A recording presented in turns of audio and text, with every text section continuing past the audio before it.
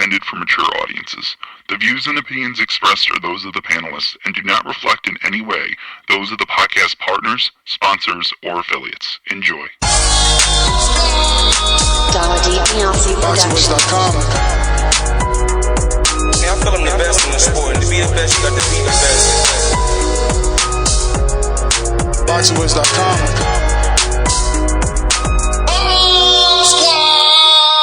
Champion, one face, one name. His name's Deontay Wilder. Boxingwiz.com. It's the fact that I've been wanting to keep them for the longest time. 110%. There's no doubt in my mind that fight will happen. There's no doubt in my mind I'll beat Wilder as well. I'm scaring heavyweights each and every time. Don't you see it? You know, I am the most feared. And if I'm not, then I want somebody to shut me up. I want somebody to prove that to me. I want to be proven wrong. But for right now, I don't feel like nobody's gonna prove me wrong. Who has the guts?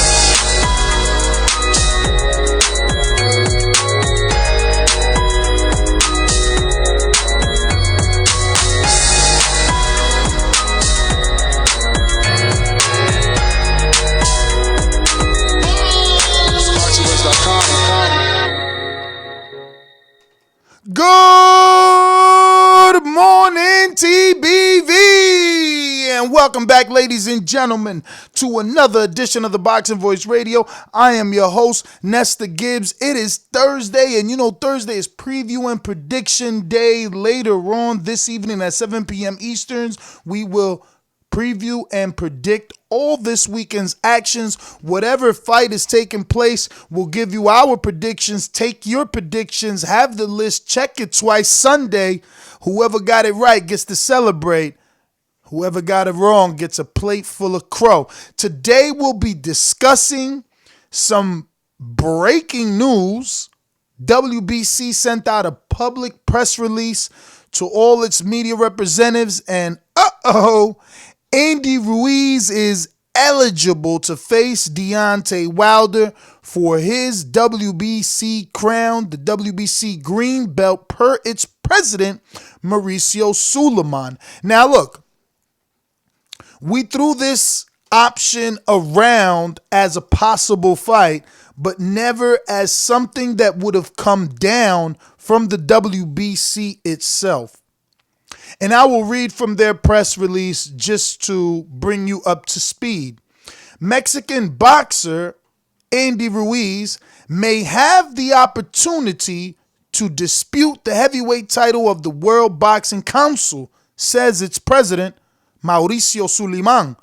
Ruiz lost his IBF and WBA and WBO belts on Sunday in a rematch against Englishman Anthony Joshua. Mauricio said that despite the defeat, Ruiz will occupy a high position in the rankings of the WBC, and for this reason, he would be a viable option to fight for the title currently held by American Deontay Wilder. And I quote, Andy is going to be well rated, and not only because of the big surprise he gave in June, he has a good record showing good things. He's in the boxing elite. Andy doesn't need to have qualifying rounds or something else. Maybe he should rest, reflect on what he did wrong, and move on with his career, Mauricio Sulaiman said. At the end of the fight, Ruiz, who was the NABF champion endorsed by the WBC, explained that he did not have a good preparation and appreciably too many distractions, Also, and I quote, I don't add up to the many statements that criticize Andy. He made a mistake. It cost him, and now he has to learn so he doesn't repeat that again, stressed the president of the WBC.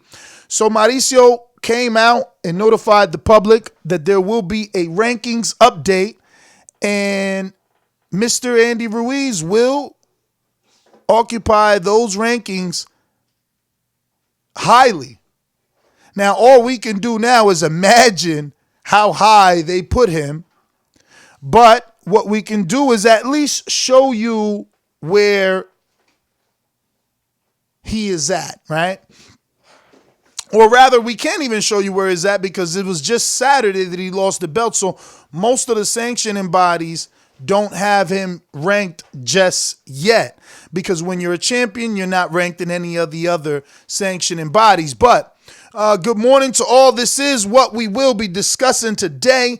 And I just want to screen share the rankings as of right now before the update. Remember, WBC rankings are gone out November 13th. They already have an updated rankings out, but they have not put Andy Ruiz in there, I believe. But I'm going to check my email because they did send something yesterday. All right, so I see here they have ratings. Let's see. I'll screen share this as well. I'll screen share this as well. It looks like it's a PDF of the new rankings, so we'll go ahead and check the updated rankings. I doubt they got Andy anywhere just yet, but we'll see. We'll see. Looks like we have our co-host here, so let me go ahead and stop screen sharing and get on out to Indiana's own Gross the Boss. I speak it, believe it, receive it. Speak it, believe it, receive it. Speak it, believe it, receive it. I can't say it enough. I speak it, believe it. Two attempts, handed bands over. Sicko hit, shot and missed. Two to stand over. Breadwinner, huh? Look who in the building. Let me check my Instagram. I might be at 1 million. BoxingWinners.com. Yo. Good morning. Shout out to everybody out there in the TBV universe. What did I tell you, man? What did I tell you?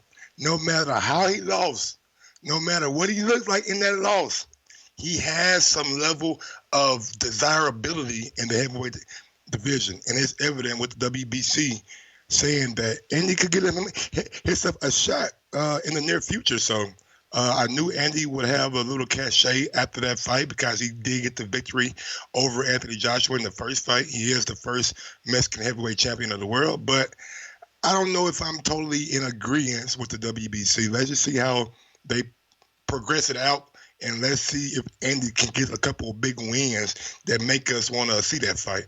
But good morning. What's going on, Ness? Good morning, champ. I think that Andy's not going to have to do much now that the WBC's come out and given him this opportunity because it looks like number 1 and number 2 are going to eliminate themselves, right? We'll get a clear-cut winner between champion and number 1, Tyson Fury, and then we'll get a clear-cut winner between that then-crowned champion and Dillian White. So next in line would have to be a guy like Andy Ruiz. Now, I pulled up the WBC rankings, and this is their rankings prior to the Sulaiman statement, the ones that we screen share on our website. And as you can see, no Andy Ruiz in the top 15, and you can see that this was updated back on November 13th. Now, what I'll do is screen share the updated rankings that they sent out yesterday and see, do we find something? So heavyweight division we have right here. There's no way to make this any smaller? All right, let me try and do this right here. So do they normally update it once a month? I can't tell you. I know I just been receiving it. I don't know, how often, but that's good enough right there in terms of pulled back. Let me move us out the way. Put us over to the right. And it says here that the champion is Deontay Wilder. He won that title January 17, 2015. His last defense was November 23rd, 2019. looks like the silver champion is vacant, and the international champion still belongs to Filip Hrgović of Croatia. Let's see. They have Dillian White, number 1. Alexander Usyk. Oh, no, they have Dillian White, number 1. Tyson Fury, number 2. Usyk, Rivas, Ortiz, Alexander. Oh, well, Andy Ruiz is number 7. Now, this was also sent out. Let me see. This was sent out on Monday. And then the World Boxing Council sent the press release indicating that Andy would get an elevated ranking in their rankings yesterday. So do you expect a new updated ranking for Andy, being as though the president said he would get a high ranking, or do you consider the ranking of number 7 to be what he was speaking of, or you were expecting a bigger boost than number 7? Because again, November 13th, he wasn't even on there because he was the champion. So as per these rankings that were released on Monday, they have him at number 7. Looking at that ranking, I'm still kind of baffled how he's behind Luis Ortiz, Povetkin to come off a draw and a loss. I know Andy's coming off a loss too. Maybe I think the rankings are good for right now, because you see Fury's going to end up, and Wilder going to end up fighting, so one of those guys will end up dropping. And you got Luis Ortiz.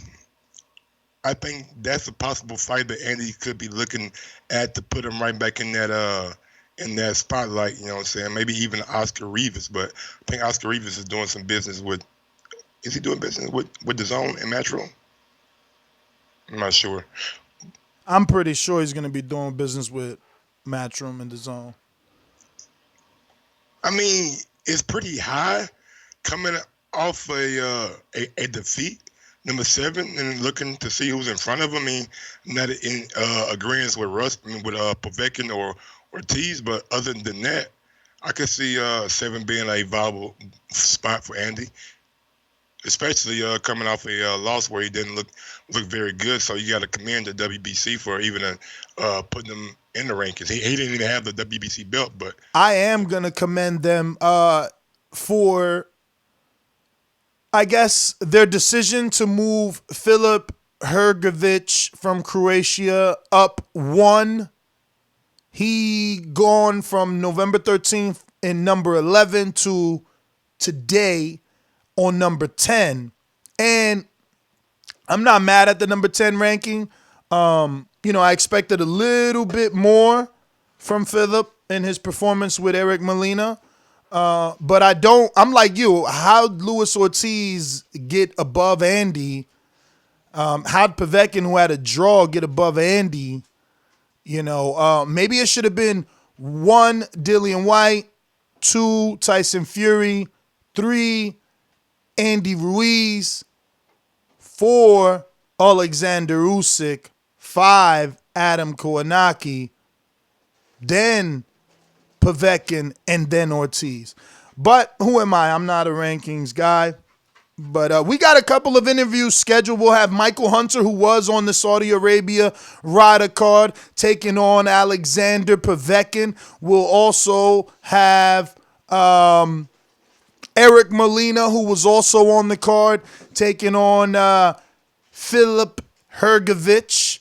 And later on tonight, we'll have Rashidi Ellis, who is the brother. Well, he got the win over Emmanuel Alim last week. And at 8 o'clock, I believe we'll have Xander Zayas, top-ranked red-hot prospect of Orlando, Florida. And we just have a lot in store for you. So if you're joining us right now on YouTube, don't forget to hit that thumbs up button, as it helps with the visibility of the show, helps us grow. Plus, it lets us know that this is the type of content that you're enjoying, so that we can bring you more of it.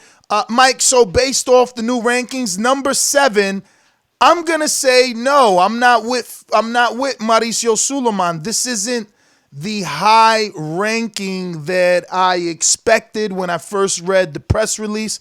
I figured that Andy Ruiz, who did the unthinkable, he obviously did the unthinkable. He was such an underdog. He became the first Mexican heavyweight. This particular WBC title is a Mexican title, coveted by the Mexicans.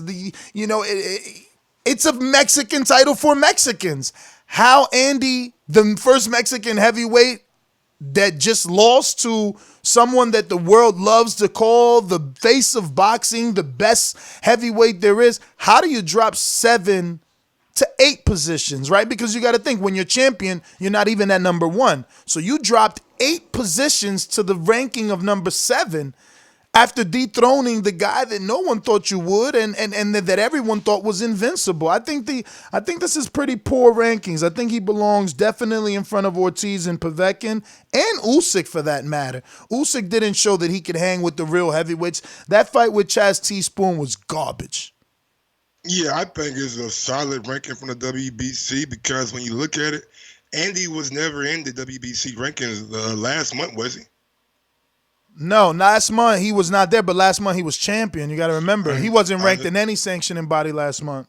I understand that, and I don't even think before he became champion he was even ranked in the WBC, which I could be wrong, but saying that he wasn't ranked and he was champion, to come in at number 7 and jump guys like Adam Kownacki, Joseph Parker, Philip Agrovic, Joe Joyce, Michael Hunter, Pulev. These guys have been paying they sanction fees and been putting in work. So I like 7 is not a bad position. I don't understand Povetkin. That's one I don't understand. But seeing as Luis Ortiz is always dealing with the WBC, had 2 shots at the title, paying his sanction fees with Al Heyman, I can see why Ortiz would be at number 5. Oscar Rivas, same thing. You know what I'm saying? You said that he had somebody come down to the convention. No, he was at the convention. All right, then. So he petitioned, you know what I'm saying? They had somebody speak for him, all that kind of shit. So I can see why he's highly ranked. But with Usyk, I'm with you again. Like, is Usyk what has he done? Like, against Witherspoon? Like, I don't get that. But I'm sure somebody will call in and say, hey, Usyk definitely deserves to be number 3. Go ahead. I was just going to say I didn't like the choice of words. You said, you're happy because you don't think he should have jumped, was the words you used, over guys like Joyce and whatever other guys you rang off. And cool, you're entitled to your opinion. I just want to counter that by saying those guys don't have the win that Andy has. Like, I think Joyce's biggest win is Brian Jennings, and that's a solid win for a dude with the number of fights that he has. So there's absolutely zero disrespect in that statement. I'm just saying, we thought AJ was invincible. And I say we because I mean general public. I always thought Wilder could beat him, but we thought he was invincible. And then we had a guy who we didn't give a shot, who was associated with Buster Douglas, do. So I think he should be ranked above guys that biggest win are Brian Jennings or guys that just had a draw in Saudi Arabia. But no need in crying over spilled milk. You said you knew and seen the value in Ruiz. You expected something like this, but did you expect it to come from the WBC and Mauricio Sulaiman? I mean, it would make sense, you know what I'm saying? WBC is, like you said, located down in Mexico, and it's kind of a Mexican title, even though I consider it kind of both Mexican and American, like a North American title or America's title, whatever. So I kind of expected him to be in the WBC rankings, but I think Mauricio Sulaiman looked at it like, hey, man, I'm going to put you in these rankings, but honestly, the way you came in that fight, I don't want to reward you too much. I don't want to give you too much praise. You know what I'm saying? I don't want to make you think that was cool. So by putting you at number 7, I can see like him giving him his props, but still saying, hey, got to come in a little bit better than what you did last time. Absolutely. Now, this obviously comes as a direct contradiction to Frank Warren and his headlines this morning. Andy Ruiz, heavyweight king to Burger King. Do you think that other promoters like Frank were expecting such a high ranking? Because I bring up Frank because Frank has Daniel Dubois ranked at number 16. He's moved up from number... Oh, wow, he got dropped. He was 15 in November. Holy shit. Well, that's what happens when you fight in the Red Rooster and shit like that. And Richard Lardy's. My nigga. Yeah, Shout out to Mauricio Sulaiman. No, because this what needs to happen, bruh. Dudes need to understand when you start doing them side steps, you know what I'm saying, trying to just stay in there and wait for the right opportunity, you need to get dropped. That's crazy. I actually never seen that before. Like, I mean, obviously, I'm sure it happened. I just never seen that. Especially not a guy like that. He's pretty red hot, right? You're not a little bit shocked that he went down one spot? No, not at all. Last couple of opponents haven't really indicated that they want to rush him or push him that fast. So I don't think Frank will have a problem with Andy coming in and getting a ranking, seeing that his guy Fury is about to get a title shot, and Daniel Dubois, he's still like Frank always says, man, he's still a baby. He's still only 20, 21 years old. So I don't think they want to rush him at all.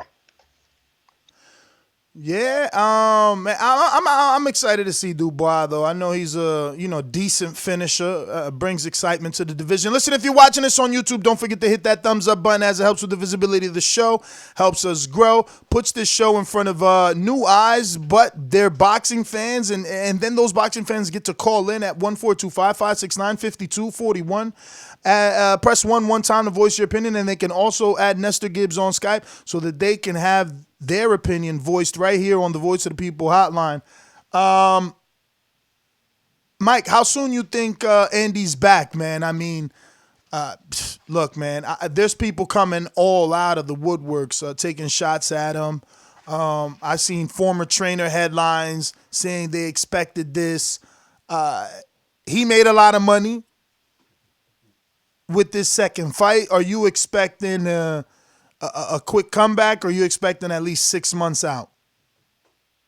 It really all depends on what Andy wants. If he wants to go on vacation, you know what I'm saying, and spend some of that money he made, you know what I'm saying, more power to him. But if he wants to get back in the ring and really like rectify everybody's opinion about him and things like that, then I would like to see him back sometime on was it December, January, February, March, April time, you know what I'm saying? Let him have his own main event somewhere in like California or somewhere like that where he's from, and let's see if the people are going to still support him and get behind him. Let PBC see what they got over there. So with Dillian and Fury being tied up, Usyk most likely being tied up with the WBO or a, negotiated fight with Derek Chisora, who would you like to see Andy come back and face? That leaves some interesting names available for him. I know you already mentioned, I think in an earlier show, Kownacki, which now makes sense as number 8 and number 7.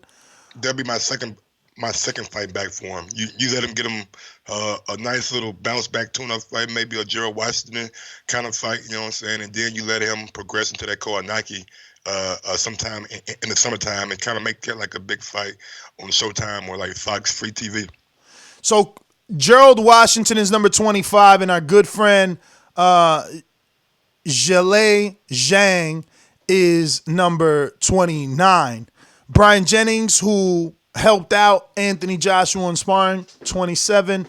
And Martin Bacoli, who we speak about here and there, who lost to Hunter and just beat someone.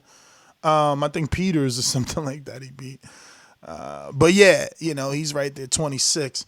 Man, Kaufman is not even here, but Gorman is. I wouldn't mind Gorman Ruiz as his tune-up. Even Jermaine Franklin Ruiz. Jermaine lets hands go. He don't have the skill maybe of Ruiz. That'll be a good name, Jermaine Franklin. That's way too. So I don't even think if people would respect that name, if Ruiz can't make a fight. I'm seeing Jermaine Franklin in his past couple fights.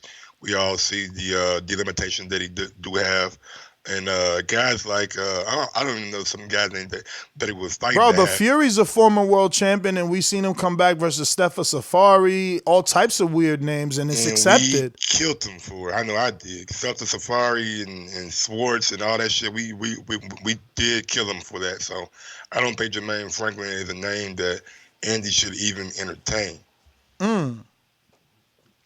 Cassius Chaney moving on up.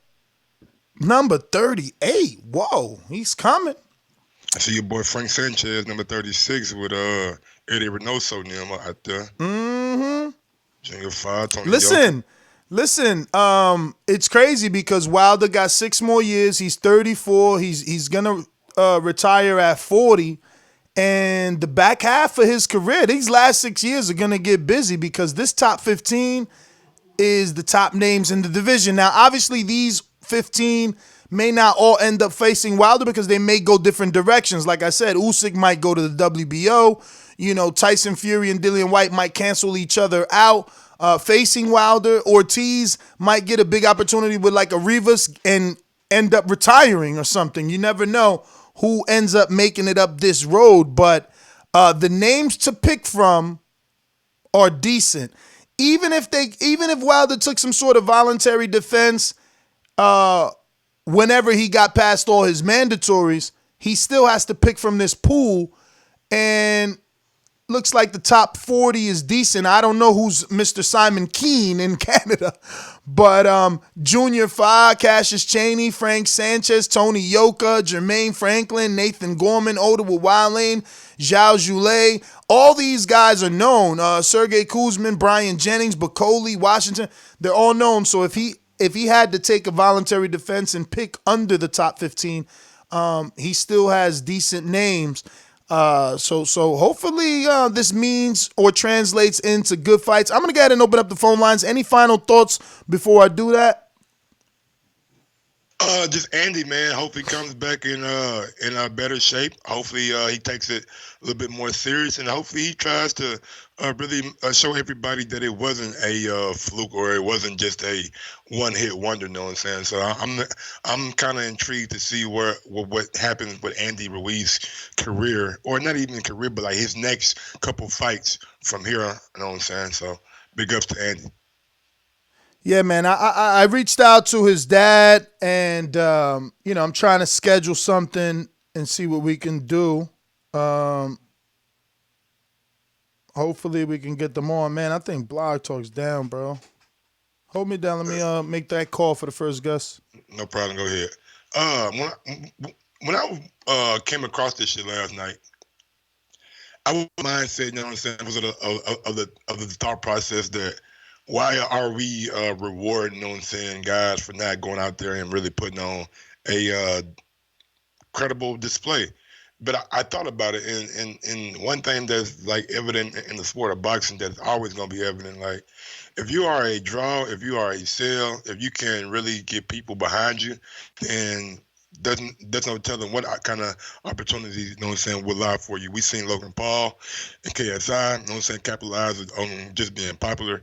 We seen Adrian Broner, you know what I'm saying, not get very many wins over the last couple of years and still is able to get big-time fights with the likes of Manny Pacquiao, Mikey Garcia, and things like that. So when you are a draw in the sport of boxing, it takes a while before people don't believe in you anymore. And for all intents and purposes, it seems like the WBC is gonna kind of make Andy not make Andy like their namesake or anything like that, but get Andy a little push to see if he really is that a credible opponent for the WBC champion, whoever that might be. Because you got to think down the road, if Andy comes back and he bliss out 3 or 4 guys, and including Kownacki, and knocks off Luis Ortiz, then he has to be like back in the conversation for maybe a possible title shot. And been under Al Heyman, being with the WBC, you know what I'm saying, it's a lot easier to make that fight with Deontay Wilder with Deontay Wilder when it's all said and done. So I really feel like Andy can come back from it, can come back and have a successful career next year. But it's all about how much he wanted. And if you wasn't focused with $6 million in your pocket, how can you be focused with $9 to $11 million in your pocket? So that's what the biggest storyline for me is with Andy Ruiz is. Is he going to be able to become back and really be a threat in this division?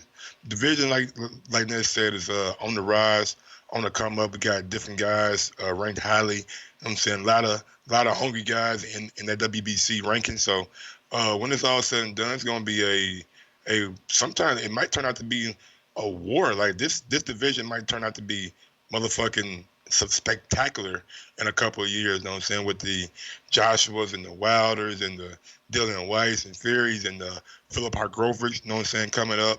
Daniel Dubois making a name for himself. Alfred Ajagba out here doing this thing. And with a big baby still going to be in the mix, you know what I'm saying? Although Wallin, he's going to be in the mix. You know, it's a lot of guys out there. And Tony Yoka. Tony Yoka is a guy that we don't talk about that much, but he is a French heavyweight. But he's trained by Virgil Hunter. And, Mike, sorry to interrupt, but we have our first guest contender in the heavyweight division, two-time title challenger, hailing from Texas, Eric Molina, coming off of a loss to Philip Hrgović out in Saudi Arabia. Eric, man, good morning, first and foremost. Thank you for taking the time out to give us an opportunity to interview you coming off of, this fight with Hrgović and just getting back into town too, man. So credit to you, giving the boxing fans an opportunity to hear from you.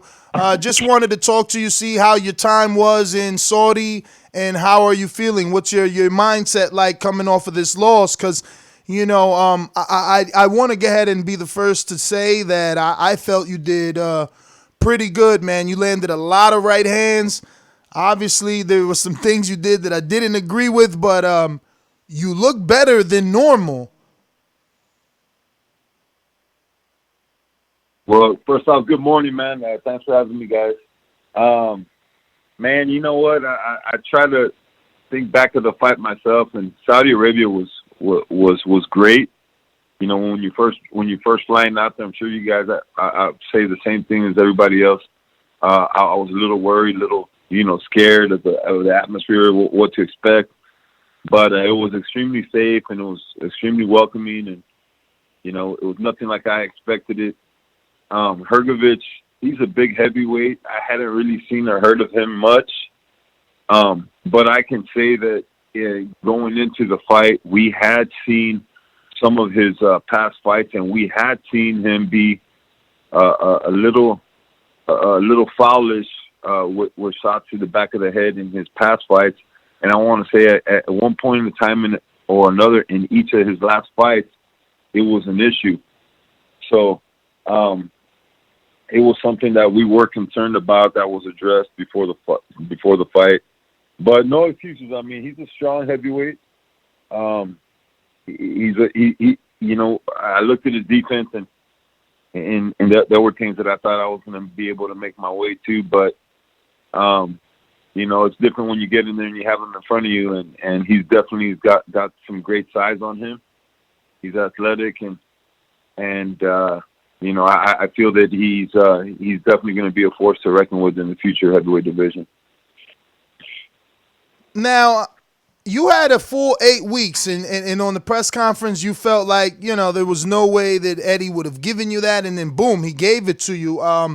So everything went well in preparation for this fight? Well, I mean, it was 8 weeks. And that's it's like, there's a lot of things, man, that I'm not going to complain, man, because it's really never been ideal situations for me. You can give me 8 weeks. That's fine. I felt like I was in good shape. I was in good shape. I was strong. But I've been out of the ring in big fights for over 2 years, man.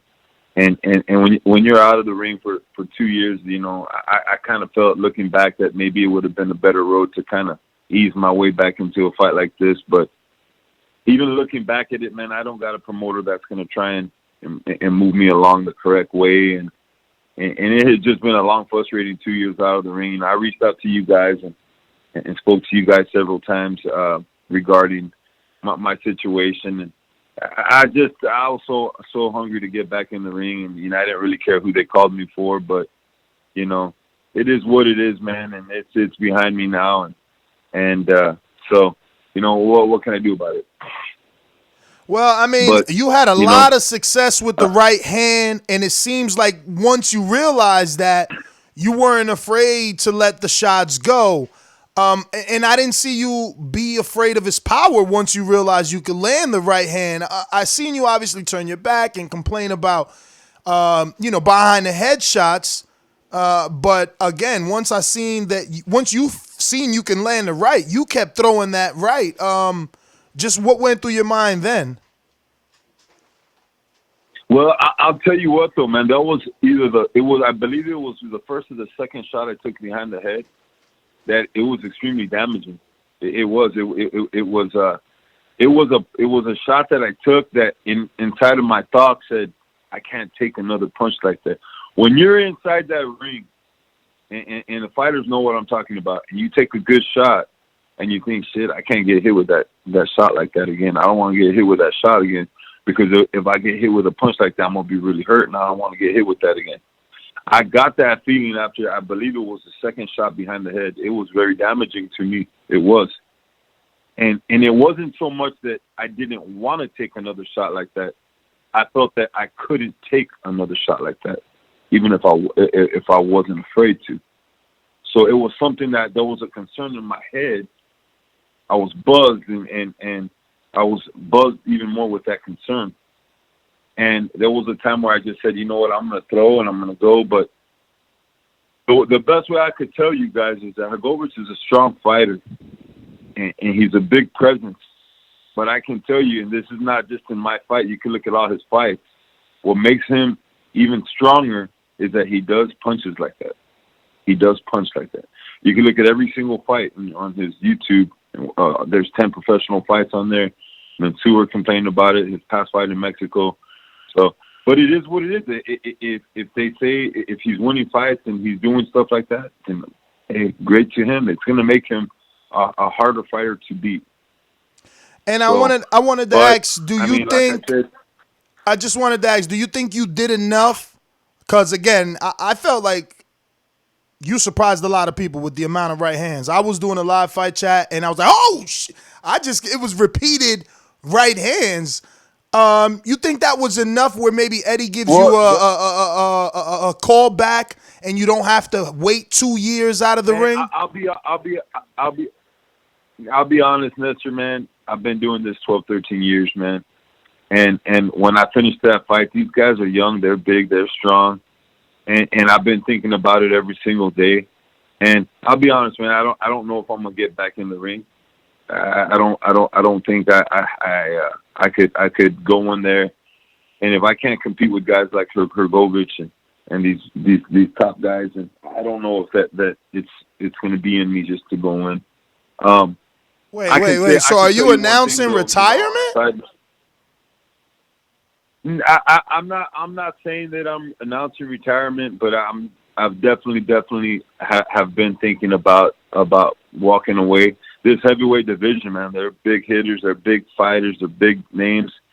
And on top of that, man, you know, I'm going to go in deeper with this with you guys because I haven't really spoken about it. But this heavyweight division, man, it's so dangerous. I mean, when you really break it up, these guys are punching big. And I mean, there was a situation when I got over there, and I didn't want to speak about it because I wanted to focus on my fight. But to me, if you ask yourself, why am I out of the ring for 2 years? Why was I out of the ring for 2 years, Nestor? Why was I out of the ring? I was going. I mean, you was out. You was out for UCAD. Yeah, UCAD. And I was going to ask how UCAD made everything okay. Yeah, like just out of nowhere. Yeah. And so then they were going to give me 2 more years for sparring, and I spoke to you about that. And instead of 2 years, they gave me 1 year. Okay, now I'm sitting around getting ready for this fight. Can you just let everybody know, like, why you, what happened to make you be in bag standing with UCAD? Because I took a B12 shot that had an anti-inflammatory. It was not in 12 years of boxing. I spoke to Nestor and you guys about this. It was an anti-inflammatory that was inside a B12 shot that I purchased in Mexico. 0 performance-enhancing effects. It's an anti-inflammatory similar to baby Advil. And after the fight, I failed the drug test. You could take Advil the day of the fight and you'll fail the test. But aside from that, I failed the test. They hit me 2 years, and they cornered me to pay thousands and thousands of dollars to try and protest and to do whatever I had to do. I don't pay them 1 penny. They dropped the book on me. I sit out 2 years, and 2 months before my 2 years are up, they're trying to hit me for 2 more years because I sparred a sparring session.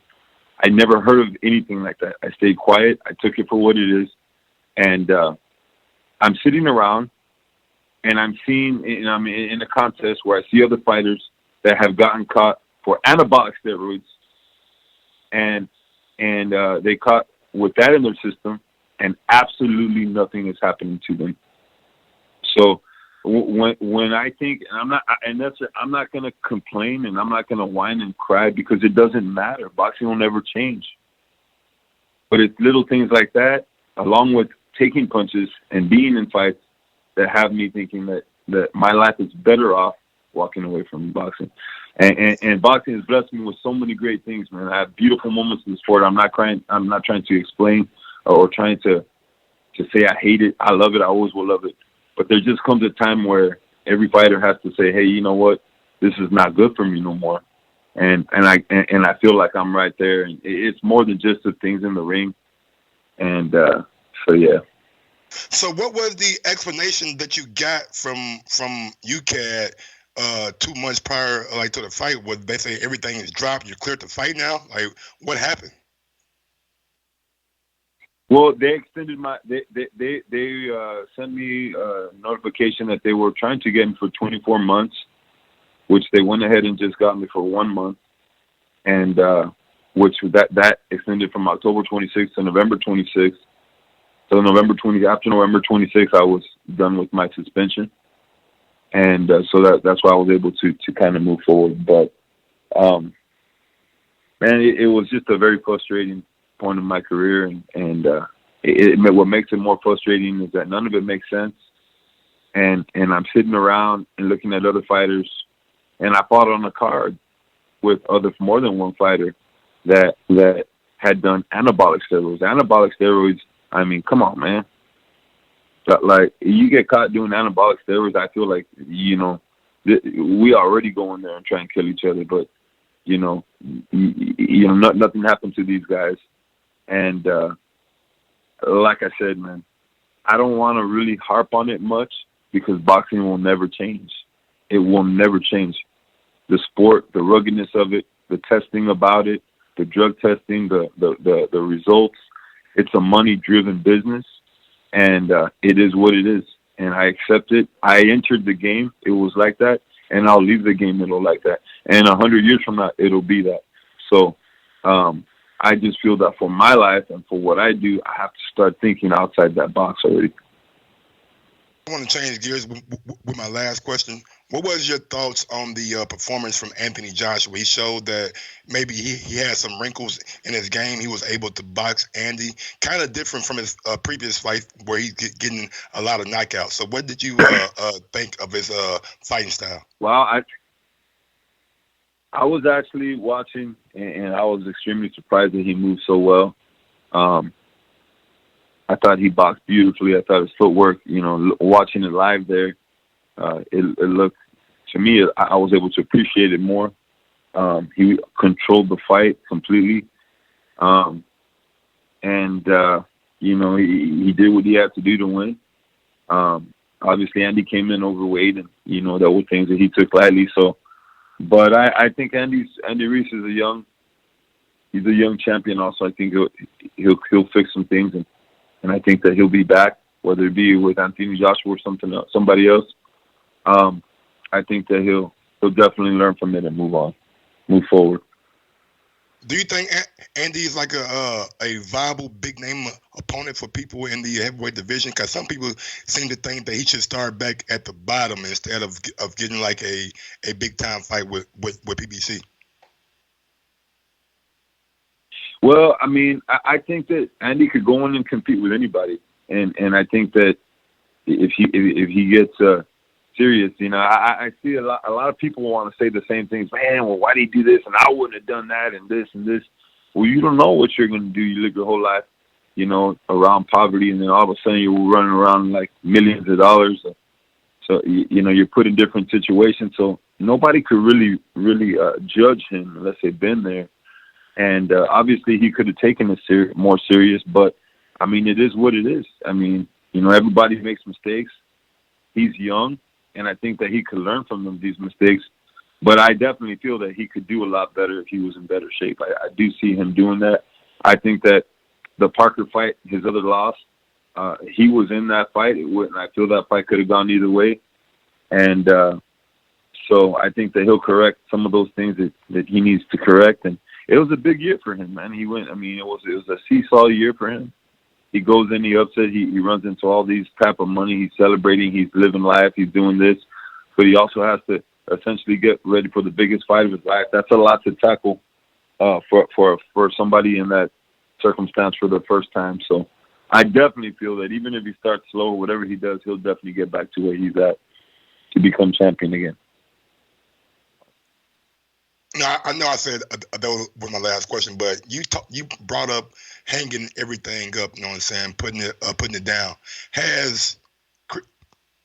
Have you made enough money to like retire comfortably? Man, you know what?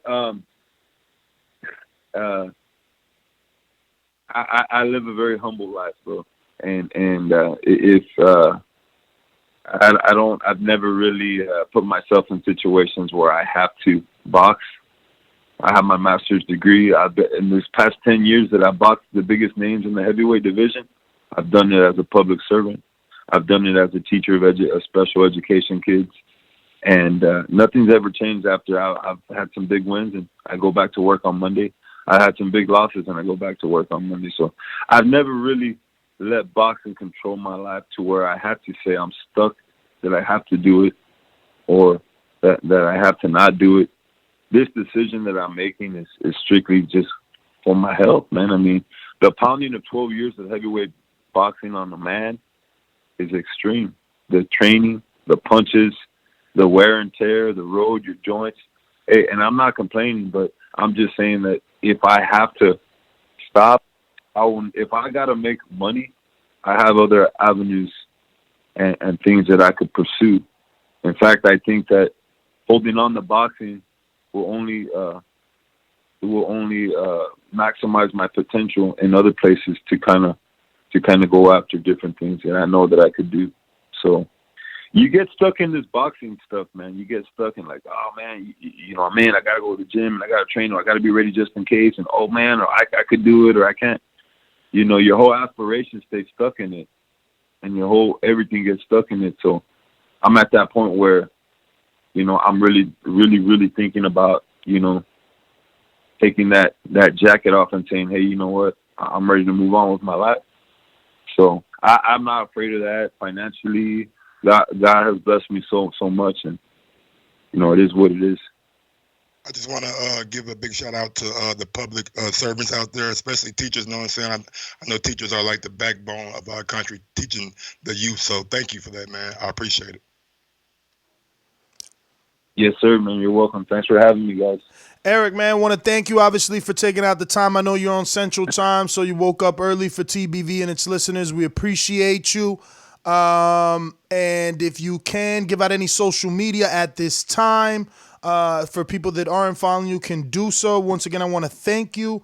Yeah, man. Thanks for giving us the opportunity, brother. Yeah, I mean, yeah, Nestor, I'll say this, man, just in closing the heavyweight division, man, it was, I would say maybe 8-10 years ago, the Klitschko's had this thing on lockdown. There was no opportunity for nobody, for any heavyweights. And I was blessed to be in a little small era where it opened up and it created many different opportunities for heavyweights. I'm thankful that it opened that up when it did. I'm thankful for the fights that I've been able to be in. I wouldn't change the ups, the downs, man. I'm grateful for it all. I will continue to hold my head up and be proud of what I did. And, I encourage people that want to follow my life and follow my life. It's on Instagram at TDB Boxing. TDB, that's like in Team Drummer Boy. And, and we'll see what, man, boxing is just chapters of life, but it is not my whole life. And I'm really, really, really excited to see what potentially is going to come after boxing. So thank you, Nestor, and thank you guys for having me.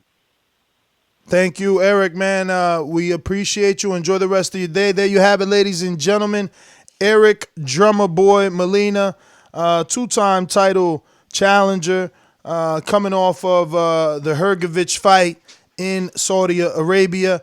I need to kind of cut in the background and get our next guest. We should be having Michael Hunter on. And if we can get through this, I even have another one for us. Mike, hold it down. Yeah, man. Big ups to Eric Molina, man. I appreciate you joining the show. A lot of things, bro. I just wish we had a better understanding of that UK situation. A lot of things going on with UK the past couple of years. You know what I'm saying? Guys getting suspended. Guys like Blue Chip Ryan Martin, and we got Eric Molina. Then we got Dylan White, and it just seems like sometimes these cases can linger, and we really don't have a resolution like the Fury case. You know what I'm saying? So big ups to Eric Molina. You know what I'm saying? And boxing is a beautiful sport, man. People, like we hear fighters talk about it all the time. Like it's not a sport for the weak-hearted, and if your heart's not into it, then it's time to, you know what I'm saying, put it up. Yes. All right, Mike. I am back with Michael Hunter. One time title challenger, right? When he faced Usyk, it was for a title, coming off of a draw in Saudi Arabia in Ryder, where many believe that you won. I know we on this show believe you won, and I heard I watched your interview on Sky Sports. I see they believe you won as well. Lie, Michael. I can't even lie. I thought it was a close fight that could have went either way. I'm just gonna be honest with you. Not me. I had you winning. But first and foremost, thank you for coming on the show. I know you're still in the United Kingdom, so you're a busy man right now. We appreciate the opportunity. The Bounty Hunter, ladies and gentlemen. Thank you. How y'all doing? We're great. We're great, man. Mike, take it away. You can start. My first question is, man, what was up? What was the mindset? What was the thought process of that Predator ring entrance? My guy, talking about something that was epic. That shit was lit. Yeah, I'm honest. I really like honesty and truth. So, that. So, you see, I really wasn't, had no temperament towards. I feel like if they can make an argument, then I ain't do enough. So.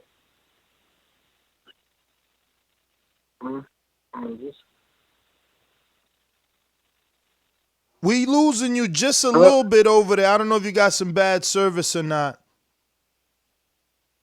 Yeah. Sorry about that. Hello? Yes. So if you could just repeat your answer. Yeah, sorry about that. No, I was saying that I appreciated his honesty because I like that's his opinion. So I always feel like if people can make an argument about it, then there's some more stuff that I could have did better. So yeah. Michael, are you on speakerphone by chance? You guys got it? Yeah, it doesn't. The audio doesn't sound. We ain't trying to be picky or nothing like that. We just want our listeners to be able to hear you clearly. Yeah, sorry about that. I think I was having a little trouble. All right, no problem, no problem. Now back to my first question. What was the thought process of the Predator theme ring walk? Well, my name is Mike the Bounty Hunter. The Predator is a bounty hunter, so that was where the thought process is. My dad always came out in an old duster with the handkerchief over his face and the cowboy hat. So I just wanted to go with another type of bounty hunter theme, and that's the one I went with. Now, obviously, I'm the half of the show that believes that you deserve the nod. I think you did enough in the opening rounds, and you closed the show. I believe strong enough. But what could you tell us was the most surprising thing about Alexander Povetkin for you? Well, one, that he was, he was able to basically keep his same pace all the way through the fight. When I've seen that, I've had my own share of experiences, but, I've seen that he was pretty much, he was out on his feet in a few of those rounds, and just the way he was able to come back was very surprising, and I was, he did some veteran stuff, it just showed me, what level he was at, so I was surprised about that. Now, Mike, I'm glad you said that because I seen Povetkin in the David Price fight look kind of sluggish, midway through that fight. I seen him in the Anthony Joshua fight, same thing. So I'm of the mindset, like, where did all that extra energy come from? Like, did you have that thought process during that fight? Yeah, absolutely. That's actually one of the reasons why I jumped on him so early. Like, at first, I wasn't planning to. Once I threw the 1-2 and I kind of hurt him, I knew that he was, I knew that he could definitely be hurt, and it wasn't going to be probably a matter of time until I hit him again. And because the shot that I threw wasn't really like, I felt like I was just trying to place it more than, actually trying to put something on it. So once I knew that I could hurt him, I kind of jumped on him, and I kind of figured that he wasn't going to be able to keep that pace. And I was just like, well, it's kind of going to be a dogfight after this, if he able to adjust, So I knew he had lost some steam, and by putting the pressure on him. Now, but I was very surprised that he just kept coming back. So obviously, you guys made history with being the biggest major event in Saudi Arabia in Riyadh. But with this fight, we were notified that they didn't have a boxing commission, that someone from UCAD would be coming out on behalf of UCAD and someone from America that Andy was choosing. Were you okay with the commission? Were you treated fairly? Was everything normal, or did anything seem off because it was in another country? Well, yeah, the whole, just being there in general was a little different, Like you said, they brought in some, a lot of the working people that are in the industry from Great Britain, and like you said, the commission was they had some type of commission. It was like I said, it was all kind of new to me anyway. So I was in a foreign place, and I didn't take it in any way. I was kind of I wanted testing before the fight and after the fight, but just after the fight was done. But it was what it was, and I'm pretty sure Vada has done. So there was no testing done before the fight? No, there was during training, but I thought there was going to be a test. A drug test right before the fight and right after the fight, from my understanding, but I was a little off. I was just right after the fight. So, But was that a worry it for was a great you fight. because of his checkered past? You know, I kind of put my trust in, Vada, and I kind of there was definitely some things that I see that I felt like Vada could have been a little more thorough about, but I guess that's another issue. But that never really crossed my mind as far as getting prepared for the fight. The days in the fight, I just took it in stride. I was like, it really doesn't matter because I didn't feel like he could beat me regardless. So, I just took it like that. I'm a fighter. So, when it comes to that time, you're kind of already all the way in, and you've already focused and locked in on what your plan is. So you don't want to deviate from that. Is that another fight that you would take? Like, if they offered the rematch to you, would you consider fighting Povetkin again? I would definitely be interested in fighting him again, but it would have to be a little different on different terms and stuff like that. I would probably make the VADA testing a little more stricter. Or I don't know if that's possible, but I would definitely attempt to make it a little more tighter, maybe make it even into over in the States. I know Povetkin's never fought over in the States pretty much. I don't think he's ever fought in America, so that would probably be a problem as well. But I would definitely have something different done. It came out on the telecast that you are a full-blown vegetarian. How does a vegetarian keep his heavyweight stature? You know what I'm saying? Like, in my opinion, like, you got to eat some kind of meat, right, brother? Well, it's a lot of grazing, put it that way. Actually, I've been, plant-based. I hate to put a name on it, so I always tell them I'm plant-based because, people that have the labels, they could get, real intense about what it is. So, but yeah, it's really just through practice and, through my own experience of what I've realized is trying to become a better athlete and, better, and more efficient of a human being, period. I think,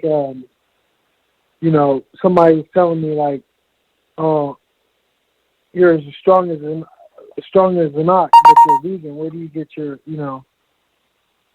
protein from? I was like, well, the same place oxen get their protein, from plants. So, this is a science. I also think about trying to digest. It's much faster to digest, so you have more time to work out and, continue or a faster recovery time. Eating, tons of meat I found is not good for me and my digestive system. It takes me a longer time to process. And, I just feel much more efficient when I'm eating a plant-based diet. How much different do you feel at heavyweight than you do at cruiserweight? Because we've seen you at cruiserweight against Usyk on HBO, but it seems like since you got to heavyweight, you kind of been on a tear, getting knockouts and having very, very good fights at the heavyweight division. So how do you feel stronger at the heavyweight division than you did at cruiserweight? Actually, no. I think I'm pretty much the same person. It's just like the the weight to try to manage your weight and eat at the right times and all that stuff is a little gets a little difficult depending on your team and the type of situation or what type of fighter you are, the body composition and all that.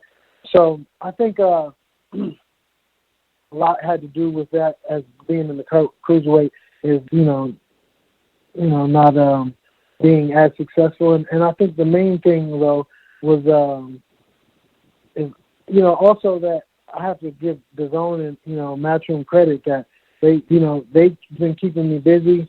They like to see me fight, and I wasn't as busy before, So when do you expect to see yourself back in the ring? Obviously, we got the holidays coming up, but what's ideal for you? I'm not really sure. Hopefully within the next, obviously, 5 months, I would like to, at least be back in there, or, be definitely talking about, when and where I'm going to be fighting at. So. Oh, because I was going to get a little more detailed and ask, when you said 5 months, did you mean 5 months, meaning having a fight announced in the next 3 to train for the next 2, fighting in May, or in May find out when you're going to fight? I definitely wouldn't mind that, long in the next 2 months and then getting ready, for the next 3 months or something like that, or I'm also okay with, waiting a little longer. I really, it's very hard to say, but right now at this moment, obviously, I'm not pressing for no fight. So once I feel, I'm good to go and stuff, I'm definitely going to be asking for a fight. That's just who I am. I'm always pressing and stay busy. That was one of my main things that, I wanted to do and start off with my career like, and, that didn't happen in the later half of my career. So I was in the first half of my career. So now, I think, like I said, I think DAZN, Matchroom, Sports, and everybody for, they're always, putting me on the shows and favoring me to go in there. And I'm grateful. I get to show them that, I'm worthy of being on the TV and in the limelight, and, so it kind of goes hand in hand. What's your relationship like with Eddie Hearn? Because sometimes on this show, we have callers. We are the voice of the people. They come in and they're not really sold on Eddie Hearn in the zone. I want to know from a fighter who's on the inside, like what is it like dealing with Eddie Hearn in the zone? Well, they're young. They're still a young business. They are, I would say, unorthodox when it comes to, of what they're doing and, how they're trying to, enter in the game and, stay in there. They're doing some different things, which is untraditional. And I think it just helps with the boxing, the growth of boxing and us as a community. And I think, they've gave me no problems. Everything has been smooth. They've been straight up. Kind of it is what it is, and even, in this industry, it's hard to just get that. So, I'm not looking for handouts. I'm just looking to do my job, Let's get to the reason why you were in Saudi Arabia. Andy Ruiz took on Anthony Joshua. Now, you were in camp with AJ. Was what we seen in the ring what he was working on through the whole camp? He was in camp with Andy. He was in camp with Andy. Okay, my bad. How was that? Yeah, I wasn't in camp with AJ. How was that camp preparation? It was actually Andy? Well. It was actually well. I thought I couldn't have had a better opponent or a better sparring partner to get ready for Povetkin. They came out and asked me if I wanted to, join the camp and be a part. But, I have my own fight to get ready for.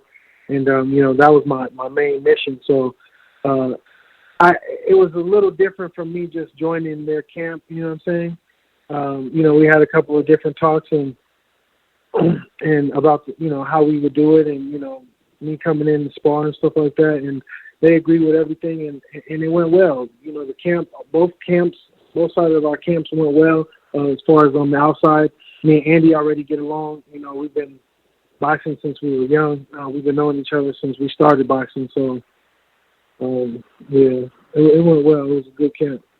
Was there any indication? To be honest, I'm sorry. Go ahead. That's exactly what I was going to get at. I actually never seen any indication of, other than, now it's coming out, but other than me and him both got a little cold for a couple of days. It wasn't long. It didn't knock us off, off track. And actually, when we got back, we were, it's like we never really met, both of us, which was really weird. We started doing the exact rounds we were going to do, and said we were going to do this week and blah, blah, blah. We never missed a beat. So, he was in the gym when he was supposed to be.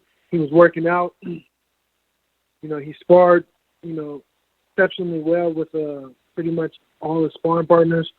To be honest, I think where he kind of really slipped up was when the travel. Once we got over to Saudi, heavyweights, we don't really have that much weight to, we're not watching our weight like that. So it's a little different, going somewhere and trying to find food or finding food.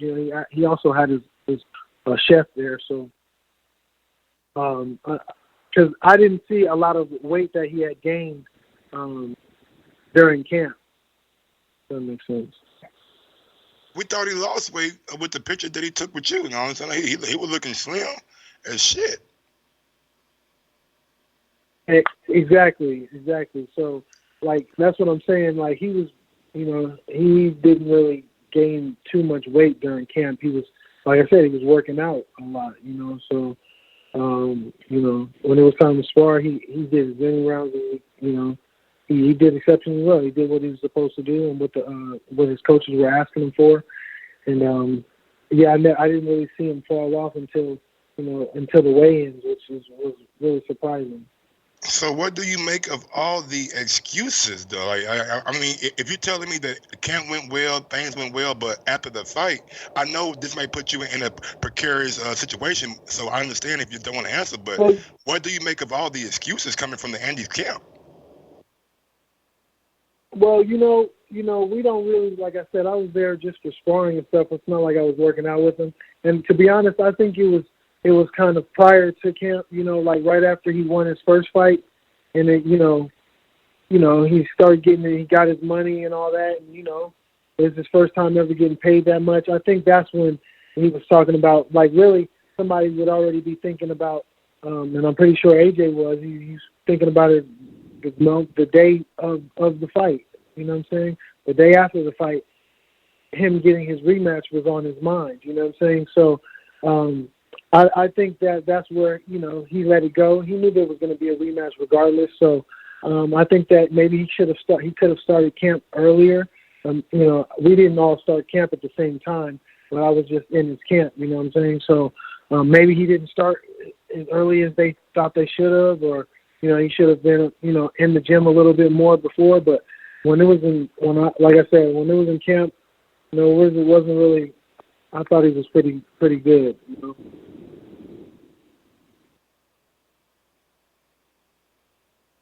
So, Mr. Hunter, who do you see yourself fighting next year? I know you said you're not thinking about anything till the next 5 months, but I mean, next year seems like a lot of stuff is gonna shake out. Even a guy like Andy just landed at number 7 with the WBC.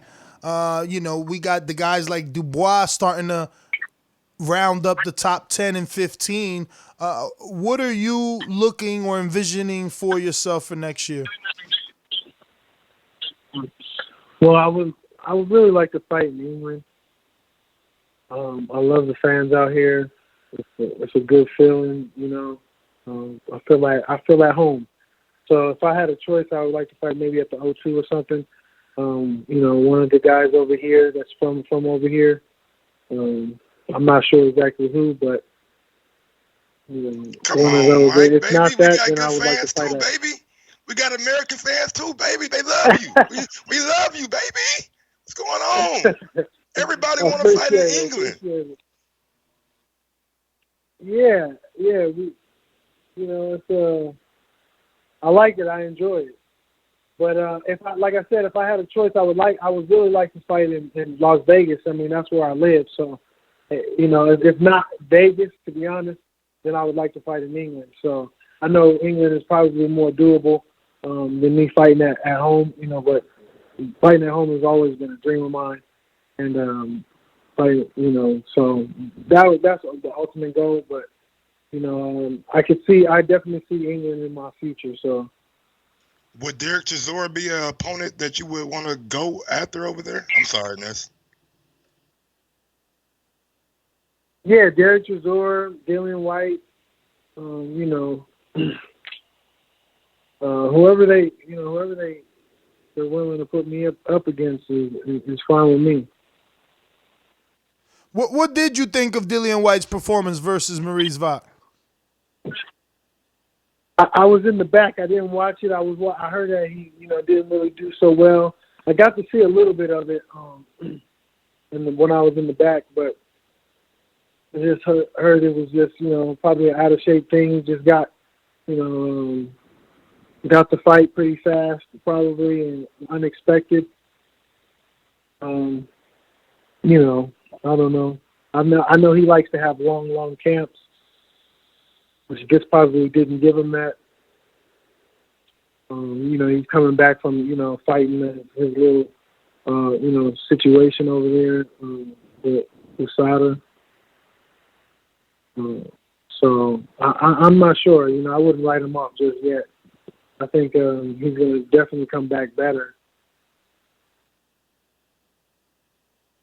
Being a heavyweight that has movement, has good boxing skill, has a good jab, were you impressed with the way that Anthony Joshua was able to box against Andy Ruiz? I really was. He was able to stay light. He was staying light on his feet. Like I said, Andy really didn't give him the pressure that I thought he was going to, and I think that had a lot to do with it. But I thought it takes a tremendous will and focus to even box like that, and especially when you become from that other side. You're used to hitting guys and being in fights and stuff like that. I thought it was very impressive of Anthony. My last question is, do you think that the public and even a lot of trainers, just pundits, whatever you want to call, everybody is kind of coming down on Andy? I seen Frank Warren say from Heavyweight King to Burger King. Arum was very brutal. No one is giving him a pass because we just all felt like this is the shot of your life. Yeah, it's very hard to say because, I've never been put in that position, and, a lot of people haven't experienced that position. I'm pretty sure we've all done some, silly stuff and, overlooked some things that we could have done a lot better. I think he's, right now he's doing exceptionally well. If he's on the up and up, I would still say from where he was at previously, not having no fights from Anthony Joshua. So, I think it was definitely a slip up and something that they had to pay a high toll for. And, I think it was just the inexperience that got him, never being at that top, it's not like Anthony Joshua. He was already a reigning champion and stuff like that. Defended his title a few times. This was his very, very first fight, getting shot at a title and winning, and I think it was just might have been a little bit overwhelming to him, and he paid for it. Now, you had tried to throw your name in the hat for that fight, and you got to see Andy upset him and see some vulnerability in AJ. Obviously, with the rematch, you got to see the evolution of AJ. Do you think it was best that you sat on the side and got to watch 2 more fights of AJ before actually jumping in the ring with him? No. I think, the verdict is out on me. People know who I am. I think that would have been just the perfect time. I don't really think, I don't really need to watch too many videos or tapes or anything. I think it would be like I said, the other way around. He would probably be having to study me a lot more often. So But we'll see. Like you said, that is definitely a plus that I did get to see him experience. And he's also, you have to understand that we're all still growing. Every fight we fight, we're always in a maturing state. So he's also gotten better from these last two fights. Or did some type of changing. So I think that you can look at it in both ways, but yeah, that's just my opinion. All right, well, Mr. Hunter, man, I got one more question for him. Last one. Now, on this show, we got an ongoing debate, you know what I'm saying, about who the best boxer in the world is. You know what I'm saying? I'm not going to influence you either way. I just want to know if you watch a lot of boxing, and if so, who do you look at and say, hey, man, outside of the heavyweight division, that dude right there, he's the best boxer that I'm seeing right now? Oh, man, that's really good. You know what? There's really nobody that really steps out too far. There's a lot of fighters I like. Loma, I think he has some stuff that I would definitely like. I like when when you watch him. He has a beautiful style of boxing. I definitely think there's holes and flaws into it, but he's one person that that he has something there that you say like, oh, almost like a Roy Jones. You're like, boy, if I had that, So I like Lomachenko, but I wouldn't say that he stands out more than any other fighter. There's definitely like Earl. You have Terrence. These are all fighters that have their own little special gifts towards them, though. And I think it just comes with being a fighter. There's nothing like somebody like I said. I always repeat, like as I was young, I always wanted to be like Roy Jones, or just have that ability. There's nobody to me that stands out like that at this point. All right, Mr. Hunter, man, we appreciate you coming on the show. If you got any social media that you want to give out right now, please go ahead and do it now. I'm Michael Bounty Hunter on Instagram, and Michael Hunter, Roman numeral 2. Now, hold up. They gave Timothy Moulton a phantom. Roman numeral. When he was in Saudi Arabia, they gave him a phantom. Did they give you any kind of special perks or card, you know what I'm saying, when you got there? No. I didn't get any special perks. That's because you was Ruiz sparring partner, not AJ's.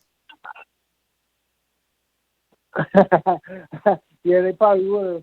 They probably would have gave me a phantom if I was over there, but they were definitely cool. It was, I got everything that I needed to prepare for war, and it was all good. It was all good though. All right, big dog, man. Thank you for coming on. Thank you, Mr. Hunter. We appreciate your time, man. Thank you. I appreciate it. All right. Thank you too, Boxing Voice. I really appreciate the interview. Thank you. All right, there you have it. There you have it, ladies and gentlemen. Michael Hunter, the bounty hunter, coming off a good fight with Alexander Povetkin.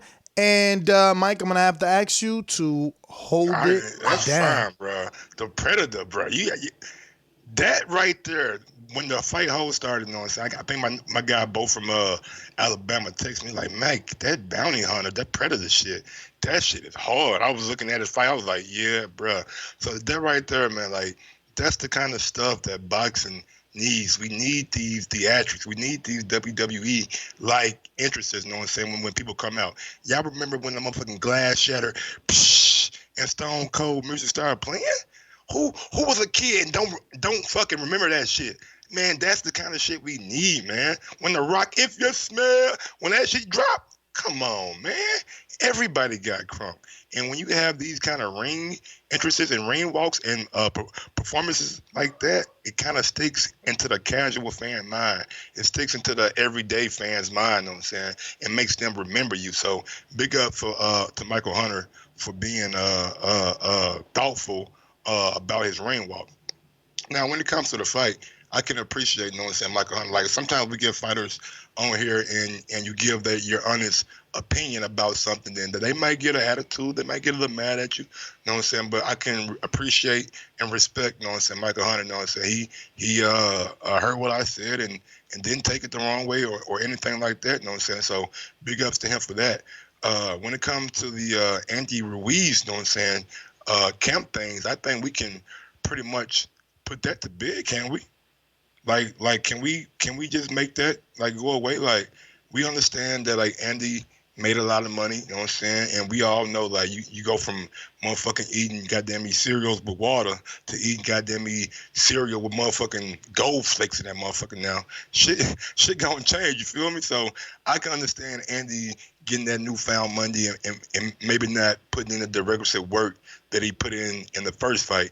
But when it's all said and done, Mike said like when they got in the camp, he didn't look any bigger than he normally is. He didn't like he was out of shape or struggling. Like they did good sparring, and it's evident in Michael Hunter's fight. You know what I'm saying? Like Michael really went out there with Povetkin, and like I said, the fight could have went either way, but he was on the draw end of that stick. But yeah, man, just great overall interview. I think he is a up and coming heavyweight in this division, and who knows? You know what I'm saying? If he gets the opportunity, gets his name called, I'm sure he's gonna always be ready. And fighting in England, I know people love England, man. The UK is the place to be. It is the place where fans love you. They praise you. They give you all kind of good vibes and shit when you go over there, but America, man, we still gotta say so. I believe, you know what I'm saying? I still think, like he said, Vegas is a good spot to fight in. New York is a great spot to fight in. Even down in the heart of Texas, man, you fight in Dallas, man. People appreciate good fights no matter where it is. So I think the American aspect still gonna have something to say about UK boxing, but I gotta admit, man, when it comes to like the atmosphere and on a consistent basis, the UK is pretty hot, man. Pretty where is that, you know what I'm saying? And now with the emergence of AJ again, it's gonna be even more wild. So Wembley next year. Let's go ahead. Mike, so we have Mr. Rydell Booker, contender in the heavyweight division, last seen facing Kubrat Pulev on ESPN. Just want to thank you first and foremost, Mr. Booker, for coming on the show. Can you, I guess, just let us know, man, what you've been up to? I seen you've been sparring with Usyk. Are you staying busy? What's on the horizon for you? I guess I've been staying busy. You know, I don't make excuses about my performances, but that Pulev performance was terrible. I took the fight on 3-week notice. I definitely did it for the financial reasons. You know, I was at but right now I'm just training, focusing on conditioning, bringing my weight down. Currently working with a new trainer, bringing my weight down, focus on conditioning, drop by 30 pounds, and you guys should hear from me back in the ring about February. What sort of are you going to give yourself a tune-up, or are you going to get in there with whatever comes your way? Because we understand, where you're at in your career, you have to take these fights on 3 weeks' notice with a big name like Pulev. But are you at least going to have a tune-up before you answer those calls again? Yeah, I'm gonna have a tune-up, a good journeyman such as a caliber of myself, or maybe a slightly edge better. I don't think I'm gonna jump right out there with another elite world-class fighter to after one tune-up, one good tune-up journeyman fighter. Cool. So yes, the heavyweight division is wide open. I mean, we get calls every couple of days for something. I done had several calls, like on a week notice since the Pulev fight, because of my record and my durability. Person know that I'm coming, whether I win, lose, or draw. I'm coming to fight. They not gonna knock me out. They not gonna get me out there. So they know I'm a durable opponent. Now, obviously, we heard your story, but you can give the world that in detail a little more for us, and just give us, some insight on your setback as to why, you weren't able to compete at the high level until this point. I mean, Ward made a lot of good points and spoke highly of you. I guess I'm trying to go the long route for you to let us know your backstory, and or if you're able to do this full time now. Yes. For a lot of people that doesn't know my story, I did 12 years in prison for a drug conviction. I left in 2005. I caught the case in 2004 and left in 2005. My last fight before that was James Toney, September 23rd, 2004. And I did 12 years straight in prison. And, I'm just home right now on the grind. But boxing is my full-time job, is how I support my family, how I support my needs and everything. So, I'm just grinding.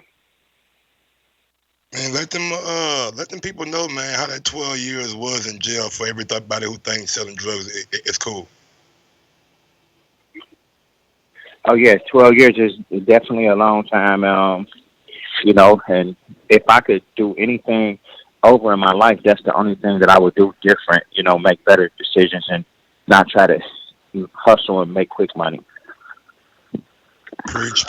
Now, so you got out, man. Like, what made you gravitate back to the sport of boxing? You know what I'm saying? Because most people think, 12 years after my last fight, I'm pretty much done with it. You know what I'm saying? Yeah, I understand that. I've been boxing since I was 7 years old. So boxing is my life. It's my passion.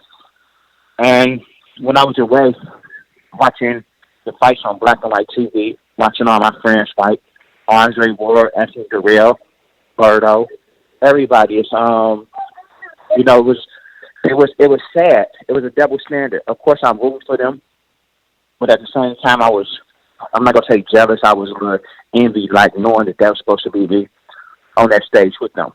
So I always had that determination of I gotta try it again. I gotta, been doing this since I was 7 years old. I gotta work in a gym with the amateur program, traveling, broke nose into my fight. I gotta benefit from it.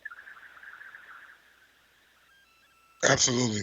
So you get the Pulev call, right? And you in that fight, I thought it was a very good fight. I thought Pulev did win it, but I did see flashes and points where you had a lot of success in there. Were you surprised by the amount of success that you were able to have on Pulev, being that he's like a highly ranked kind of heavyweight?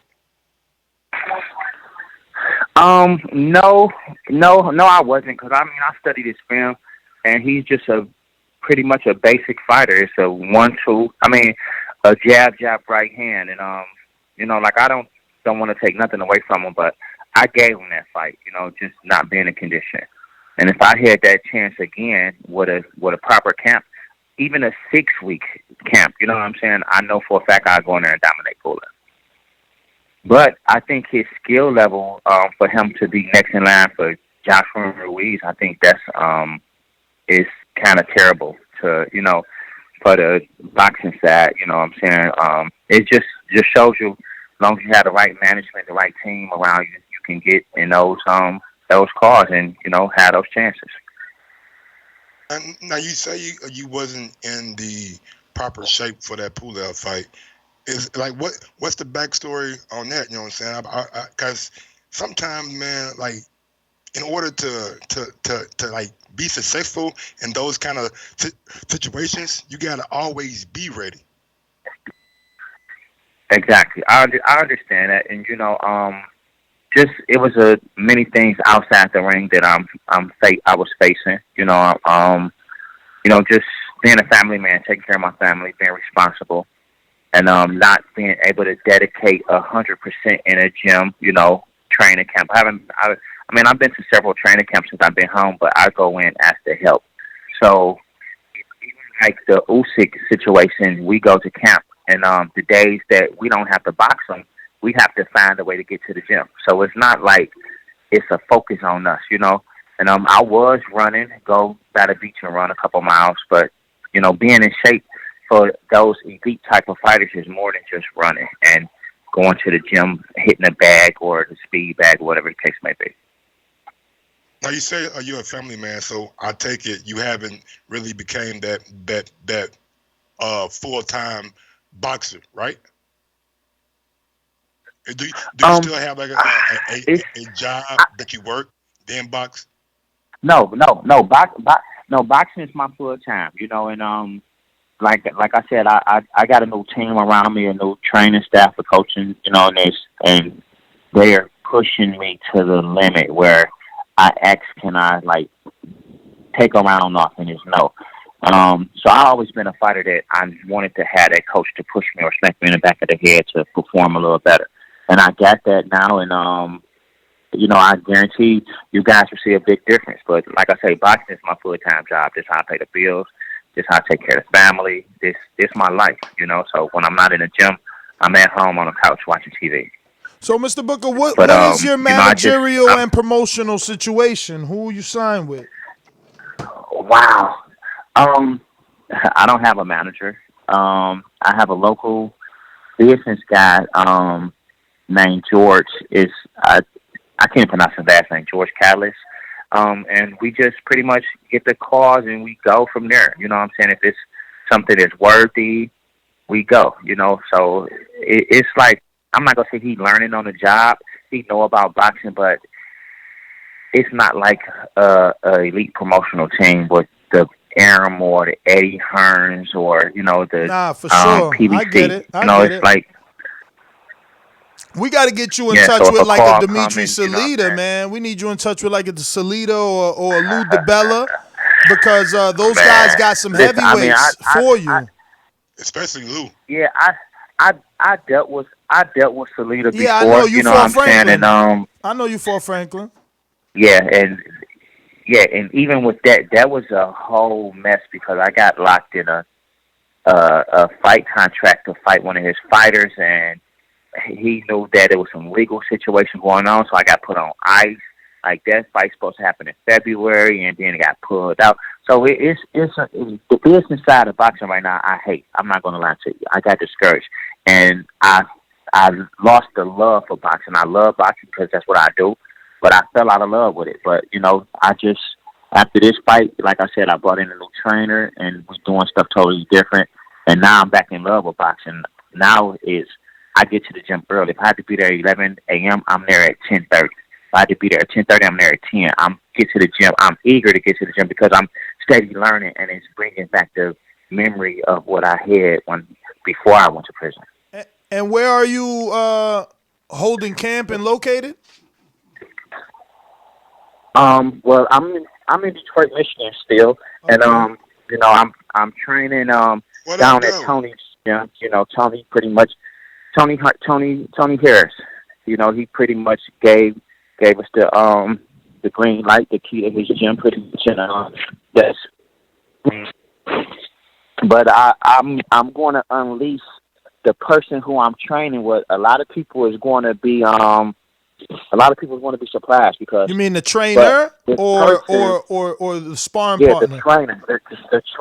Okay. The trainer. The sparring partner. I'm not worried about the sparring partner right now because my sparring and my boxing abilities, I feel, is elite. Right now, I'm just focused on conditioning. You know what I'm saying? Breaking my fundamentals back down, being able to sit on my punches instead of, being like a small boxer. For sure. But I got some stuff. I got some stuff in store, and I guarantee you, 2020, the beginning of the year, a lot of people going to see and like, okay, Booker been working. He been working. Well, that's definitely what we want to hear, man. We want to definitely bring you back when you can announce maybe the trainer, maybe that February fighter. But we do want to thank you, obviously, for giving us the opportunity to interview you and get a quick update for our listeners. Happy to hear that you're full-time now, and if you do get that call, you will be ready. Mr. Book, if you have any social media you want to give out to our listeners, please give it out at this time, and I want to thank you once again. Yes, yeah, I would like to thank you for having me on this stage. You know, for the new fan base, y'all can reach me at Rydell_Booker on Instagram, Rydell Booker on Facebook. I appreciate the support, and you know, I definitely look forward to talking to you guys again. And I'm gonna mention it now. This is the first time y'all hearing it. It's maybe 2 people in Detroit that know who the new trainer is. Jonathan and, Banks. I'm gonna announce it. It's Kara Rowe. It's Kara Rowe. It's a lady, and she the shit. Okay. She is great. She is great. Kara Rowe, you know, a lot of people may not know who she is, How you but she spell was her under the name? tutelage with Emmanuel Stewart. Kara, Kara. Oh, Karen. R-O. She's Kara. No, Kara. Yeah, she's a Canadian. She's been around boxing forever. She was the assistant for Emmanuel in the Klitschko camp, in all the Klitschko camps, in the camps with Prince Nassim Hamed, with Oscar De La Hoya. She know her shit, and she made me fall back in love with boxing because the stuff that I used to do before I left for the 12 years, she brought it back, and I'm having fun with it. Bet, man. We would like to get in touch with her. I'm definitely getting the spelling wrong. You said Karen? Kara, K-A-R-A. Kara. Kara. Yeah, K-A-R-A. Yeah. Okay. Well, Mr. Booker, man, thank you obviously once again for the time. We'll be in touch, man. See if we can't get your trainer on the show too and learn a little bit about her. Appreciate the time once again, man. We definitely can. I'm en route to the gym right now, so I'm going to let her know, and she can be looking for this story on boxing, and you know, we can go. All right, brother. Well, thanks again. All right, thank you. There you have it, ladies and gentlemen. Rydell Booker, contender in the heavyweight division. Mike, man, I'm happy to hear that he at least is full-time now, bro, because, damn, that sucks. 3 weeks, 3-week notice, and he got the call for the Pulev fight. We forgot to ask about the Franklin fight, but what we did learn is that he was tied up in some bullshit. And he fought the Franklin fight, and Demetrius Lita had an option on him that he never even came through with, man. That sucks. Yeah, man. That's crazy, man. How you get these opportunities, and sometimes there's a lot of things that go in it. And from the outside looking in, we kind of be harsh on people, you know what I'm saying? But sometimes we got to understand, like, people are everyday human beings, and they got a life, so sometimes you can't always be ready, you know what I'm saying? So I totally understand and I get that point. But yeah, man, excited to see that he found a new love for boxing with his new trainer, Kara, and really just want to see him get back on like some kind of network or a fighter and see him get like a good fight, get scrap going. Yeah, man, we really need a Showbox level of series that is weekly, so that the Franklin. I say monthly. Like if you can do it monthly, that means you can ensure like different weight divisions and like always have a heavyweight on that card. Because if you do it weekly, you ain't got the stable for that. You know what I'm saying? Let's just be real. Well, I mean, if we. Again, it's always a collective for me because I'm just a kumbaya as the motherfucker, you know what I'm saying? So I'm saying a series of, let's say, guys like Rydell Booker and Eric Molina. Maybe Areola has too much of a name right now. Maybe a Travis Kaufman is in that league, where they Sanchez fight type level. Yeah. 0-0. And 37-12, like those guys are all there because the 0-0s need those veterans to make their bones off, and those veterans need these new prospects to make a name. Similar to Collazo, right? Collazo took out Samuel Vasquez, and then he took out Brian Perella, 2 undefeated dudes. It's like, fuck it, the 37-year-old is back. And we need, monthly sounds better, we need that though. We need to see these guys active, the Jermaine Franklins of the world.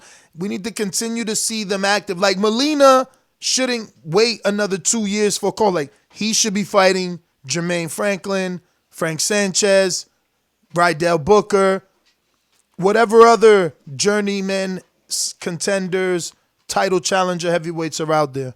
I just don't see why, like, Lou DiBella with his Broadway boxing and the show box and all the Golden Boy cards that ain't got Virgil Ortiz or Canelo or Jaime Magia on it, you know what I'm saying? Every other card besides those three. Why those guys just don't work together, you know what I'm saying? And like Eddie has this thing called Next Gen over in England. Like you can infuse all that shit for like the up and coming boxing and like really. Well, honestly, that is what Lou has, man. Lou has a next gen series that doesn't get the TV time. Though? But why not work with everybody though? Like showboxing and Lou can do some damn good shit. Like I think that they didn't give him the money. I mean, he's on UFC because that's who gave him the money. Like he needs a broadcaster.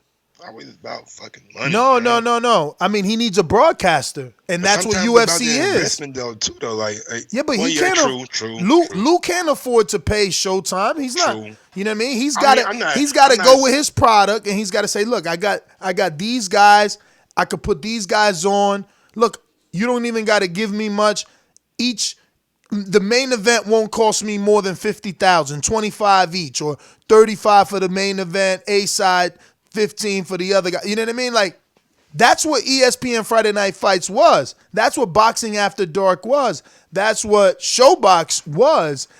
Now, little by little, we've been stripped of that. But look, man, we chopped it up enough. We had some guests. Hopefully you guys enjoyed it. It doesn't seem like it with the amount of thumbs up. You would figure with 3 guests on a morning show, we'd get some more engagement from our audience, but hopefully we get that engagement from our listeners. Mike, did we go to the sponsors already? I don't believe so. These calls are brought to you by El Camino Electrical Services, experts in electric vehicle charging stations. For consultations and turnkey installation, visit us at elcaminoelectricalservices.com. It is hard to continue developing new content and covering the sport as thorough as we do without contributions from loyal listeners like you. If you enjoyed listening to the Boxing Voice Radio and find it informative and entertaining, please consider making a donation. Remember to rate us 5 stars on iTunes. All right. We're going out to Boomerang in Seattle, Washington. Mr. PBC, baby. BoxingVoice.com. I'm the flyest. Canelo talking about he believe he can win. Go to my kitchen. Get the sharpest knife and cut the bullshit up. I don't care what you do good. I do every fucking thing great. Mr. PBC, baby. Dom in Seattle, what up? I'm going to have to pass up on this one because I'm in a really loud environment. All right. Y'all hear me? I hear you. It's not that bad. Okay. Hey, those great interviews, man. I kind of want to speak on what Michael Hunter was saying with the testing for VADA in Saudi Arabia. Yes. How they only did testing for the training, and it kind of reminded me because I watched that fight on YouTube, and Alexander Povetkin was going past the rounds that he usually gasses out on. So I'm curious, were they allowing people to fucking get away with it? What do you think, Ness? I mean, he said he was tested by VADA during training camp, and he was tested after the fight. He just thought he felt he was under the impression he was going to be tested the day before and after the fight. Yeah. That's what I'm saying. Basically, so they didn't do testing after for Anthony Joshua and before the fight. They just only did it during the training. You think? Well, again, he just thought it was gonna be the day before. Like, I mean, if you got tested before the fight, you got tested before the fight. Yeah, I'm gonna boomerang back in on my break so I can talk clearly. All right, brother. Well, thank you for calling in. Going out to Baltimore, Troy, boomerang. What up, Troy? Nestor. Hey, good morning. Listen, man. You got to get back with me. My brother and my daughter are here, and I got to talk to them. All right, brother. So can you? Yes, sir. We got you. Going out to Boomerang, CYP, California. What up, CYP? What up?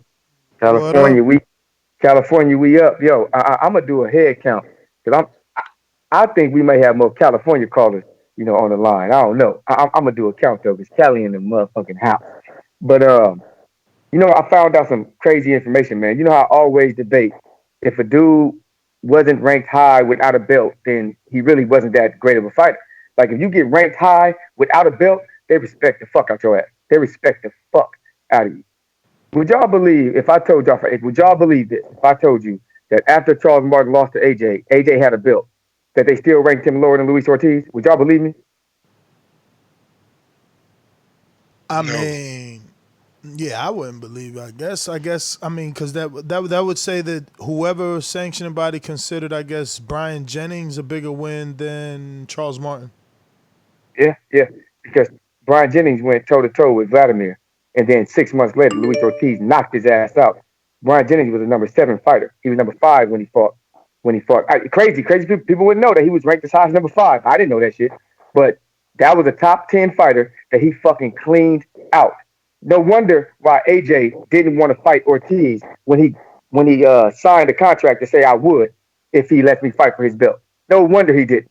So I want y'all to understand that when I'm always on that point that AJ's resume is not what y'all think it is. It's a belt. I mean, I think with the Klitschko, bro, like y'all got. Well, I know he was off 2 years, but it wasn't due to like Klitschko wanted to like retire and like that. It was because of the Fury shit. You know what I'm saying? And then the Parker win, like he beat undefeated Parker, beat an undefeated Dylan White. I know it was early in Dylan White's career, but still, like he got some good wins. Beat like Povetkin. Like I mean, those are some good wins. Like I'm not saying it's like I agree. Those are good wins, and I also agree that those are that's the best resume in the heavyweight division.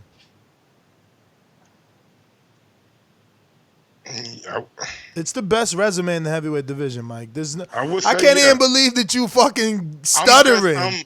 I'm thinking about Fury. You know what I'm saying? What the fuck? Fury only got Derek Chisora twice, a draw with Wilder, which is a void, and a win over Vlad. So he got two top level wins, or one top level win and one secondary win. Because Chisora, I mean, come on, he's never been a champ. Yeah, that's true. AJ got the best resume in the heavyweight division, and then what was beautiful about it is that he did it like Vasil, and Vasil's older. AJ's what, 31 now? 30. Just turned 32. Because people be saying I be taking off his age and shit. He just turned 30. I seen he was on Good Morning Britain. I watched the clip. Nobody his age done it that quick. That doesn't mean that road wasn't paved for him. Again, Klitschko off the layoff, a vacated belt, vacant, uniform. I mean, it's unheard of. Nah, Vasil just did it. Exactly. Meaning Joshua set the precedent. It's unheard of. You know what I mean? Let's unify with a vacant belt. I mean, you're right. Vasil again, but these are media creations we're talking about. And that's what I'm saying. You got to give him credit for his record, but then you got to put an asterisk next to the Vlad fight. You got to put an asterisk next to the Joseph Parker fight too. I was there. I was in Alabama. I spoke to Kevin Barry. I spoke to Joseph Parker. It was the understanding was he was getting in the ring, nigga. I spoke to Wilder, the team. Everybody was like, yeah, unification. He getting in the ring after the Washington fight. That shit didn't happen. That shit didn't happen. So that shit on Friday. Listen, man. Listen. Yo, look, and there's no denying my man got fucking amazing negotiators and wallet. When you offering dude $8 million for their belt, we still don't know. We still don't know what Joseph Parker took. We just know he was arguing for like 37%. What's my guy name, man? Who? Not Kevin Barry, but his fucking manager. Duco? Nah, he ain't Duco. Higgins. Higgins, Dave Higgins. That motherfucker right there is hilarious. I love. Hey, that is a funny dude right there, bro. He don't take no shit, and he talk a lot of shit. Look at my man. I just said AJ got the best resume in the fucking heavyweight division. He called you a hater. And they said Ness. I click on the link and Ness is hating on AJ. What the hell, man? Why don't you kick rocks, man? We got a super chat coming out from JD. What was his best moment throughout career? AJ's? No, I guess that came like the first. Oh, he's talking about Eric Molina because he said he wanted to retire. Oh. And DOG215 says AJ was on that Billy Joe juice. It's so obvious. Probably so. Probably did have that fucking nasal spray. It's legal over there. That's what's crazy. What's that? That's nasal spray, man. Fighting under UCAD is all good over there. Like, I was Hunter. I want to fight there too. That's how they do it over there, bro. I mean, it's legal if it's legal. That's like going to Vegas and smoking weed, man. I bet you won't motherfucking smoke no weed in Alabama. Damn, Mike, you always dropping. My man, stay reconnecting on me, bro. I'm gonna go out to a caller, man. Who we got here? This looks like Jesus and Cali. Talk to me. Hey, what's up? What's up, champ? Yo, that's a good fight. That's a good fight. Wilder, Andy, what do you think?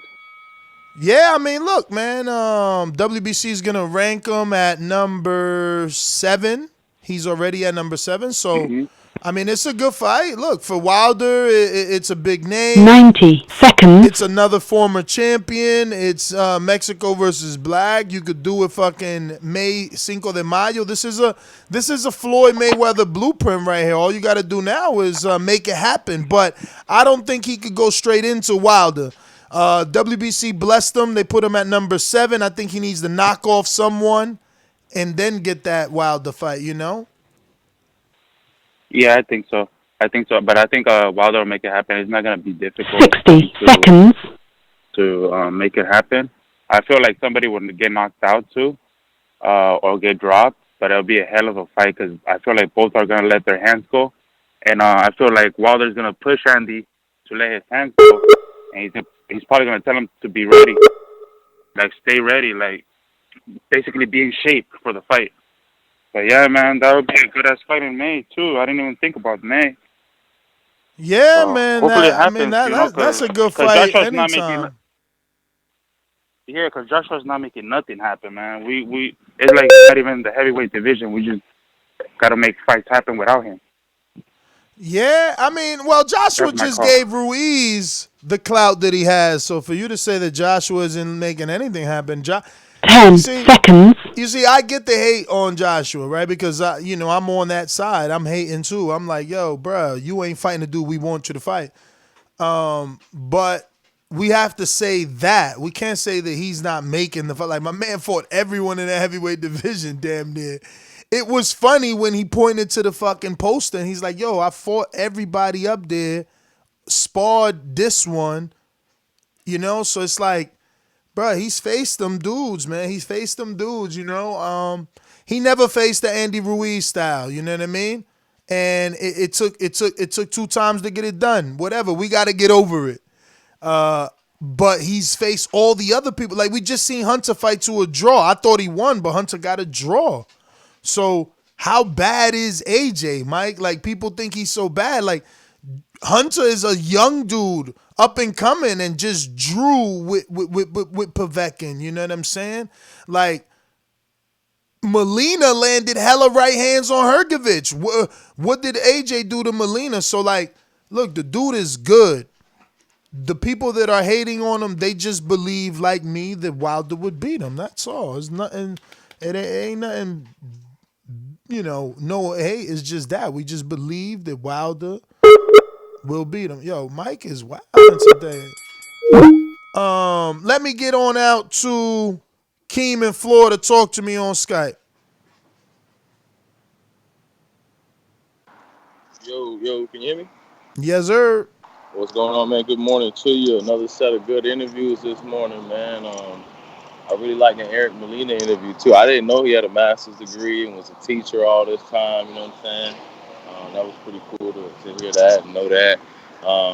And you know, the Michael Hunter interview was good too. But yeah, man, just you know, appreciate the show this morning. Appreciate the interviews, dog. You did a good job like always, man. That's really it. King, man, thanks for calling in. Obviously, appreciate the call. We're going out to Robert, Bomb Boxing in Arizona on the Boomerang. Talk to me.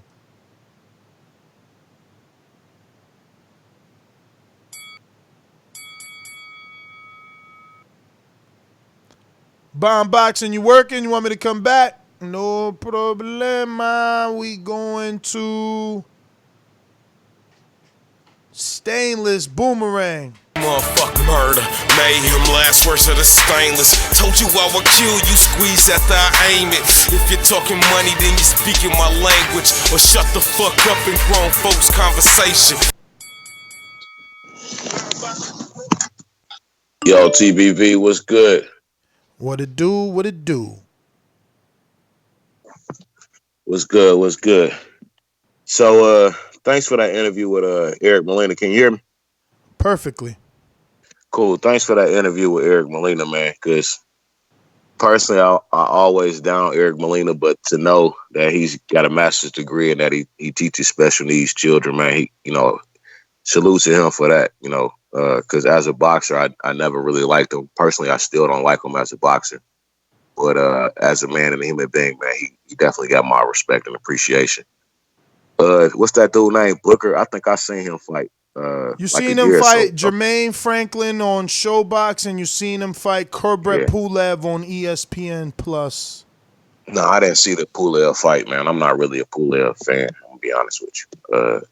He kind of old and just be sidestepping, waiting for a fight. So he ain't ever really been somebody that I look at. I mean, if you got to beat him, you got to beat him. But he ain't my guy. Wilder, my guy, and I mean Mauricio Sulaiman even offering Andy Ruiz a fight after that. Like 7 seemed a little high for me. You know, I'm still. You can say I'm still salty if you want, but I don't think he need to be that high on that list. I mean, he definitely didn't show respect for pugilism and the sport that it is. So I don't think you need to get respect on the back end for that. You know, it ain't got nothing to do with his loss. It's got, you know, that weight gain and that undisciplined manner that he showed that he chose to showcase. Like, that's my problem. So cut it.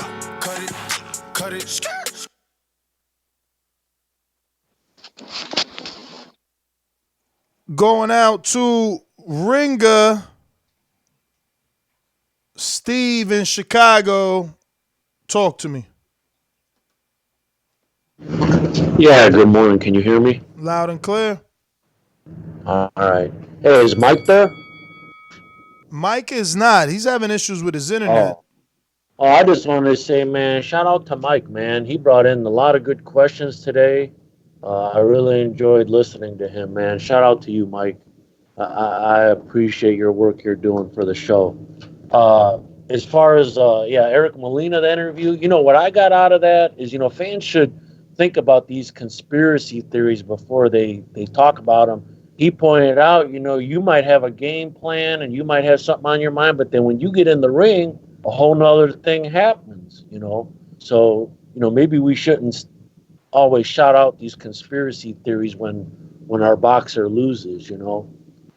And as far as Hunter, you know, I'm thinking, you know, maybe I should give Andy a pass. You know, as upset as I am, and as pissed off as I am about Andy, you know, Hunter made me believe that, you know, maybe all those fights we saw in Saudi Arabia weren't really the real true boxer that they are.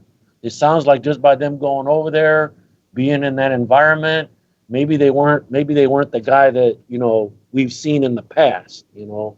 I'm not trying to make excuses, but he's just making me think about it. So we got to see what Ruiz does, like you said, the next couple of fights. But, you know, maybe I'm not counting him out yet. And then as far as Booker, you know, Booker, he showed me there's levels to this shit, man. there's a reason though Top Rank and PBC and all these guys go after certain guys. They see something in them, whether it's marketing or whatever. So, just like we always say, there's levels to this shit.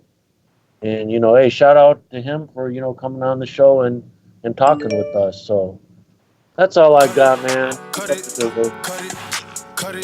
Steve, man, always appreciate you calling. Thanks for calling in. Let's see. We're getting in a lot of callers. Please don't jump off because you will lose your place in line. We're going out to California. Aaron, talk to us. What's up, Nez? Yeah, Bueno, interesting interviews. Definitely loved them. Yo, can you hear me? Yeah. I just said good morning. Oh, okay. So let me get this. Molina was suspended for 2 years because of a B12 vitamin supplement, right? Yes. And Dylan White is let off with an anabolic in his system. That's what Molina was hinting to. He didn't want to say it, but that's the hypocrisy of both situations, right? So how can a man be suspended for 2 years with UCAD? Then they call him back so he can fill in to make a fight, yet they let Dylan White off and announce that he was cleared the day of the fight. I mean, you can't write a better script, dude. There's so much corruption in UCAD. And then you see even Michael Hunter saying, everything's different here, everything's strange. They didn't test before, but they tested after. See, and then another thing, then you see Povetkin. None of these guys fight in the United States. So again, you couldn't write a better script. As far as the Ruiz and Wilder, I want to see that fight probably in 1 or 2 years. Wilder still has business to handle with White and Fury, and hopefully undisputed. But Ruiz is down the line. I don't want to see that fight anytime soon, though. Let him fight Ortiz or Konaki. That's my call. Thanks. Aaron, man, thanks for calling in as always. We're going to Brandon, North Carolina. Well, there. Bueno, How's there. everything going, man? Can't complain, brother. Hey, man, good show, man. I enjoy waking up and seeing that red hot live sign on the TBV. I push on that as soon as I get in the car to drive to work. But good interviews. Hey, I hate how people try to run with a narrative. The guy just said he didn't get tested before the fight. I mean, how many fighters in the U.S. don't get tested before a fight? I mean, let's not just take something and try to run with it. Then another guy call in and say, oh, well, yeah, that's why AJ looked good, because he wasn't tested. I mean, AJ is under like 3 or 4 other testing agencies. But as far as Ruiz, I would love to see him fight maybe Kawanaki, maybe after a good tune-up. What was the other Mexican fighter that fought Kawanaki? Areola, Chris Areola. Molina? Chris Areola. You think that'll be a good fight? Yeah, even Eric Molina. Even Eric Molina's a good fight. If you give Eric Molina some time, give him another 8 weeks. He's a Mexican from Texas. Ruiz is Mexican American from Cali. You could probably put it in Texas and bring Ruiz back to software. Market him. Yeah. But people are saying, why spend money on him if he's gonna balloon in weight? Like, that's probably why they didn't spend money on him the first time. So Mexican versus Cuba, would that be a good fight with Ortiz? Hell yeah! That's a good fight. That's a great fight. I just don't know that they're gonna want that fight for Ruiz coming straight off the AJ fight. I don't know. I mean, maybe not. I don't know. Let's see here. We going to Trey. I don't know. You're definitely not in Japan no more, but what's going on? Good morning.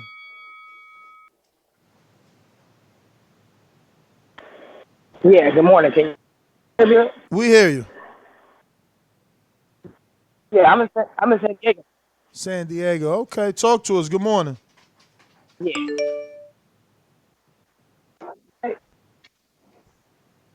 You breaking up. You there? Good morning. 7 is kind of hard. You breaking up just a bit. We're going to come right back to you. We're going out to Tank. Tank, where you calling in from?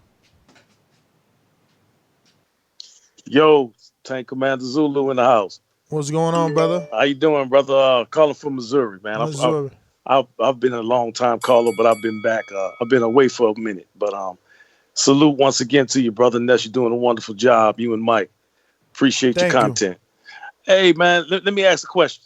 Are we ready to forgive Big Baby Miller? And the reason I'm saying that because you guys are mentioning a lot of fighters, and in particular Ruiz making a comeback. Why are we not talking about Big Baby Miller? We've forgiven everybody. We've forgiven Dillian White. We've forgiven all Pulev, all of them that have had drug issues or situations. Why? That's not true though. We mentioned Big Baby and we did a show on Big Baby when he was rumored to be coming back. The problem is he hasn't signed with anybody yet. It was a rumor he was going to be with Top Rank. That didn't happen. He's done videos putting his shoulder on, his head on Eddie Hearn's shoulder, trying to go back to Matchroom. So we don't know where he's coming back to. We can't be offering or talking about hypothetical fights with a dude that hasn't been signed yet. No one's touched him after that. And you got to remember, it's not, his case was severe. Can we keep him in the conversation though? And the reason I'm saying I would love, bruh. You know who I want him to fight. These you know who I want him to fight. Hard time beating him. I want him to fight Wilder. Him and Dillian White on the same level. They've talked enough that those fights need to be seen. And listen, I honestly believe Big Baby is better than Dillian White. To be honest, now we don't know how he's going to perform without the drugs, but what we've seen from Dillian White, why wouldn't Dillian White fight Big Baby? Listen, man, that is your time, but I'll tell you this, Tank. If Commander Zulu, if Big Baby could come back and somehow still look the way he used to look, yeah, I'm picking him to beat Dillian White like I always used to pick him to beat Dillian White. Like I had Big Baby so high, I thought if AJ couldn't knock him out, he was going to stop AJ because of activity. But then everything that we loved about Big Baby is in question because of the positive drug test. We're going to Colorado Stone Bone Boxing. Talk to me. What up, man? Good morning, everybody. And hey, I agree with that last caller, man. You remember that I called right after we said Dillian White was cleared. I said, look, man, we cleared Canelo's, we clearing Dillian White's. We got to clear the rest of these black fighters, man. We be throwing these black fighters away for testing positive, and we let Ped Beck and this nigga probably was doped up when he just fought Michael Hunter. And Michael Hunter, to me, is a decent fighter. He's not a world beater. He's below Dillian White them to me. I think Dillian White would be a good fight for Michael Hunter. I probably would pick Dillian White in that fight just because of the heavyweight experience. So, and shout out to Booker, man. That's a real dude. Went through some troubles, went through some issues, man. Rededicated his life, man. He back on this side of the wall, man. And man, I hope he do well. And I'm glad he did take the Pulev fight, man. Get your money, man. All these dudes are taking these fights, man, knowing they're going to lose. So, man, get your money, man, and hopefully you come back in better shape. And like you said, Ward spoke highly of him. Everybody that spoke of him spoke highly of him, and they wished he didn't go to jail and lose 12 years of his life. And, man, welcome back, man. Get yourself in shape, man, and hopefully we see you on a ESPN or some, or fucking The Zone. Whoever will give you some money, man, get your bread, man. And good job on these interviews, man, and I'm going to catch y'all on the next show. All right, brother. Well, thanks for calling in. We're going out to Steve in the UK. Talk to me. Afternoon, Ness. How's it going, pal? All good, brother. How are you? Yeah, good. Cheers, man. Mate, I want to make a point about drug testing in the UK because it's really frustrating listening to you guys. If a fighter is fighting in the UK, they're tested by UCAD as part of what grants them a boxing license. However, as with most fights nowadays, they are also tested by a BARDA. So if a fighter is being tested by both testing parties, they're subject to both prohibited lists. Now, where this nasal spray point comes is null and void, is the fact that if you're being tested by both parties, BARDA has a more stringent drug testing list. So if you pop in the BARDA, you're still subjected to failing a test in the UK, even if you've got UCAD beside it. So I just wanted to clear that up. Furthermore, great guest. Eric Molina was awesome, really candid, articulate, and, more people are.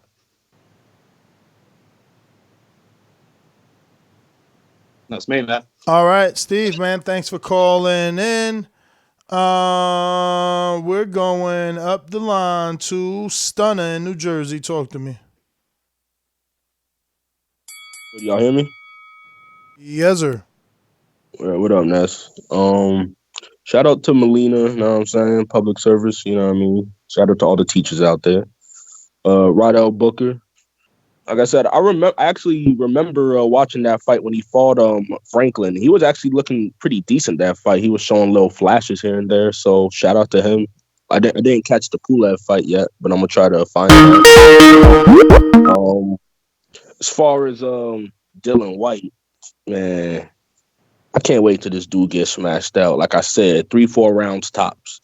As far as Andy Ruiz being re-ranked, look, at first I was mad, but then I thought about it.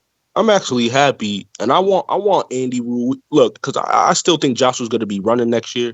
So after Wilder smashes out Fury, knocks out Dylan White, I want Ruiz next. Because here's the thing, you got to remember, anybody who fights Wilder, you have no other choice but to get into the best shape of your life. So, Ruiz, get your fat ass on the treadmill and get ready to get your ass knocked out for losing them fucking belts over there, man. Wilder's going to knock you the fuck out, and you going to watch. You next, nigga. That's my time, man. All right. Well, I guess that, he wants Wilder to, right the wrong, He was expecting Ruiz to bring those belts back. We're going out the Bond boxing on a boomerang. Talk to us. What up, Bond? Great interview, fellas. I'm actually over here working, but I appreciate the content and all you guys do. Hit that thumbs up button. Stop hijacking the show. Show some support. Love y'all.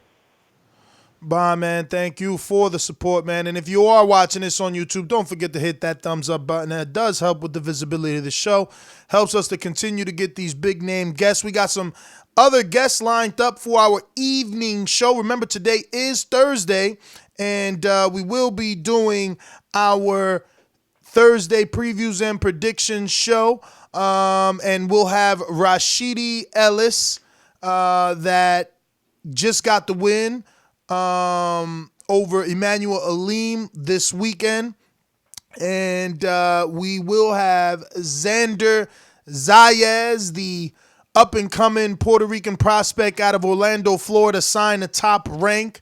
And who knows what else we may or may not have. I've been working on Clarissa Shields, and now is the time, Mike, because everywhere you look, that girl Nunez is talking about her, and Dana White is talking about her, and they're trying to set up a Shields and Nunez fight. Now the only hiccup is it going to be some Zuffa boxing bull crapper that he's trying to pull to bring people to his new thing?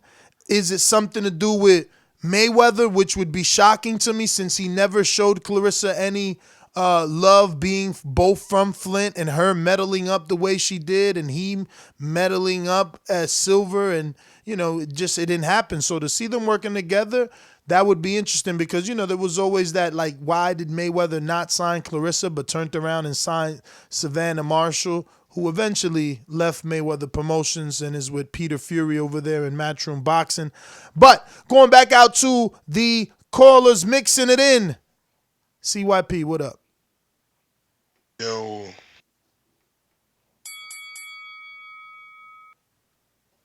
Listen to what I was trying to explain. I think some of y'all didn't get it. Let's look at the 160-pound division. Take out the heavyweights, because when you put an AJ in, y'all motherfuckers don't listen. Let's use Triple G. Triple G today, he vacates all his belts. Boom. They go to non-top 10 middleweight. Derevchenko, who is top 5, goes and fights for both of those belts against the two dudes that got the belts. Boom. Those belts are going to rank him higher than Andrade and Charlo without facing Andrade and Charlo. Then wait 2 years where Triple G is 40. Triple G comes back at 40, fights Derevchenko, loses Derevchenko, and everybody go around calling Derevchenko the best when he's never fought Andrade or Charlo. That's what happened with AJ, and that's why I always said he's vulnerable to lose. Y'all didn't want to pay attention to that. I'm telling you, he's vulnerable to lose in the future as he lost to Andy Ruiz. I hope that helps y'all understand what I was saying. But when it's AJ involved, it's like hate. No, I'm trying to prepare y'all for the things that can happen to AJ. So y'all don't be surprised when he loses, Again, I'll be back. But it was never the fact of AJ going to lose. It was the fact of you saying the resume wasn't impressive. I think we can agree that he looks vulnerable. Like we all can see that. Like, that's not even like a secret anymore. But I thought it was the resume argument. My bad. Yeah, he still got the best resume in the business. Justin, talk to us. What up, Justin?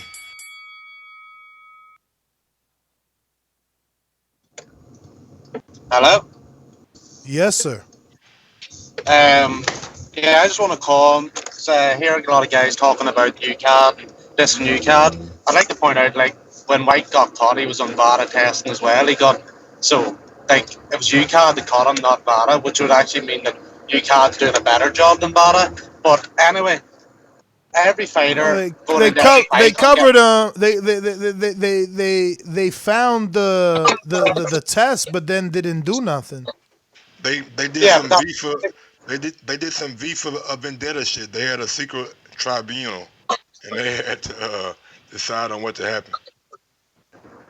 No, I personally think that he wasn't guilty, but to be fair, like that. Going into every fight, two fighters are both signed up to the same drug test program going into a fight, so it is fair. So you can't really slander UCAD. Like if an American fighter comes to fight in the UK, he's going to be probably getting tested by UCAD. But more to the point is that I would like to recommend that if anybody's talking about drugs testing and stuff like that, is to go watch a show on Netflix called Icarus. I don't know if you've watched Drug Test, but it's about the Russians. Yeah, it's very good. How the Russians cheated and shit. And how, yeah, man, the Russians banned. They banned for like the next 4 years from all sports. That's crazy. Yeah, that's a good documentary, though. You should definitely check it out. Justin, we got to let you go. That is your time. Plus, you had too much background noise. You guys got to stop using these Bluetooths and stuff like that. Apple earbuds are certified the best thing you can use, but you have to make sure to keep the microphone piece away from any clothing that you may be wearing. But if you wear those cancel out. They have noise cancellation, so they cancel out all the air and stuff. And I'm not saying you can have your window down, but those are the best. Just don't let it rub on your shirt or anything like that. We're going out to FMA Property. What up, FMA? What up, guys?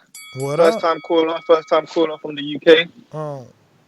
Okay. Yeah, this one's for Mike, man. I just wanted to say, hit that Suave Linte for me one more time. Good. Ness, you need to change that intro, man. Wow. Last week you was talking about Mexican Warrior, this, that. You did a show before the fight. Mexican Warrior, this, that. I don't want to hear that intro no more where it says, I need someone to make me I got the Mexican blood in me. I need someone to when make you talk me about the Mexican star, he didn't prove it, mate. He didn't prove it. Ruiz didn't prove it, man. Andy Ruiz, he deserves that name. Ruiz. Andy Ruiz, talking about that Mexican style, he didn't prove it. So yeah, change the intro, man. Listen, I've been listening to the show for a while. Any new UK listeners listen to the show. It's a good show, man. Don't watch Ness's trolling. He's a fanboy secretly, man. He's giving AJ respect today. Always he's got the best resume. I always man, do. You're saying he's got the best resume. I like that today, man. A couple of days ago, you was talking about he hasn't got the heart.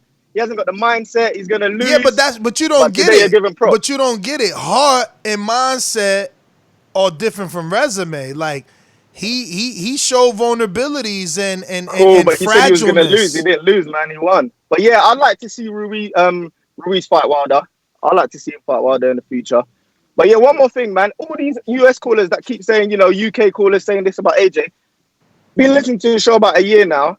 There's a lot of US people that give Wilder criticism as well. They see the real truth. They're not blinded by, the Wilder voice and the LDBC. They actually speak for themselves. I like callers like Troy. He's a good caller, man. You should let him speak properly more. Troy's my favorite caller. You love the trolls. You will never watch no fights, boy. But you like Troy, though, boy. Yo, Troy crazy, too. All right. Don't forget to go back to Troy, too, sooner or later. Nah, he gone. But Mr. PBC, you back with the booming? Yeah. All right, I'm about to go in my car then. All right, the door's right here. Oh, those are them. Yeah. What's good, guys? Let me hit What you guys up? right back. All right, bro. On that note, Nest GTO, Instagram and Twitter. Final thoughts, WBC. Like I said, I would have liked to see Andy Ruiz ranked above Povetkin and Luis Ortiz in the rankings. Ortiz coming off a loss, knockout loss, and no win on his resume bigger than Andy's AJ win, and Povetkin coming off a draw and no win on his resume bigger than a AJ win. I would have loved to see Andy be at number 4 or 5. I guess 5. Oscar Rivas is okay there, even though he doesn't have a win big enough. But, Andy really should be behind the top 3. He should be number 4, really. He held all the belts, something that a lot of people have not done. But, Mike, before you give your final thoughts, let me go out to Coyote, who just joined the line in the UK. To this day, to this day, sing along if you know the words. Come on. Coyote on the ringer status. What up? Going on? I see you on the AJ juice today, yeah? Nice one. Nah. See, that's why you can't even tell the truth around here. These guys get all wet and shit behind the ear. Like, chill, champ. Listen, Ness, don't worry. I got something for you. I got a recording. You're going to be hearing from me soon. I got some recordings for you. Oh, boy. Hearing from you. But yeah, listen, do you know one thing? One thing I'm still bugs my mind is, and you had Malcolm Hunt on your show, and he said camp went great for Ruiz, and he was on Sky Sports interview, and I heard him say the same thing. So did he put on all that weight? 2 weeks before the fight? I don't get that. And if that's the case, if camp went great, that means he did all he needed to do. So AJ was the better man. So why is he not giving him credit? And making all that excuses just makes him look really bad. And AJ didn't do the same. He made no excuse. He said the better man won on the night. Why can't Ruiz do the same? I don't get that. Especially if camp went great and everything went according to plan. So, and he said he knew AJ was going to run. I was going over the articles again. He said he knew exactly what AJ was going to do, and they were preparing for it. This is all he was saying. So you knew exactly what AJ was going to do, and yet you didn't do nothing about it on the actual fight.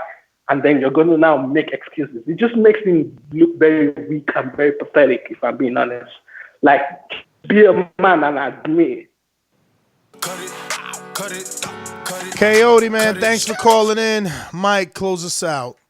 Super chat coming from. You know what? Damn, CYP owed like 2 calls, I think. No, I think one more. But we got a super chat coming in from Kevin Williams. AJ showed no fatigue in his last fight. # suspect. Here we go with these narratives. Oh, and you know who just joined on too? Joshua in New Orleans. I know somebody down in New Orleans. Josh, who talk to us? Oh, Josh. Busy. We going to CYP then talk to. All right. So, what's the topic of this show? Andy Ruiz has been ranked number 7 in the WBC, and they're looking like he may be No, they're not looking like. Mauricio Sulaiman said that he's going to get a shot at the WBC belt. I actually seen it happen, and I don't see why it shouldn't happen. I mean, he did just beat the supposed to be I guess best fighter in the world, and then he lost in the second fight, so that does give him a little more credibility. Other than people failing failing tests and getting excused and acting like it never happened. But he did beat Anthony Joshua and stop Anthony Joshua. Even though he lost in the matchup, it does kind of boost his name up into the top heavyweight. So it's worth mentioning. I don't actually mind seeing the fight. That's my call. CYP triple ring.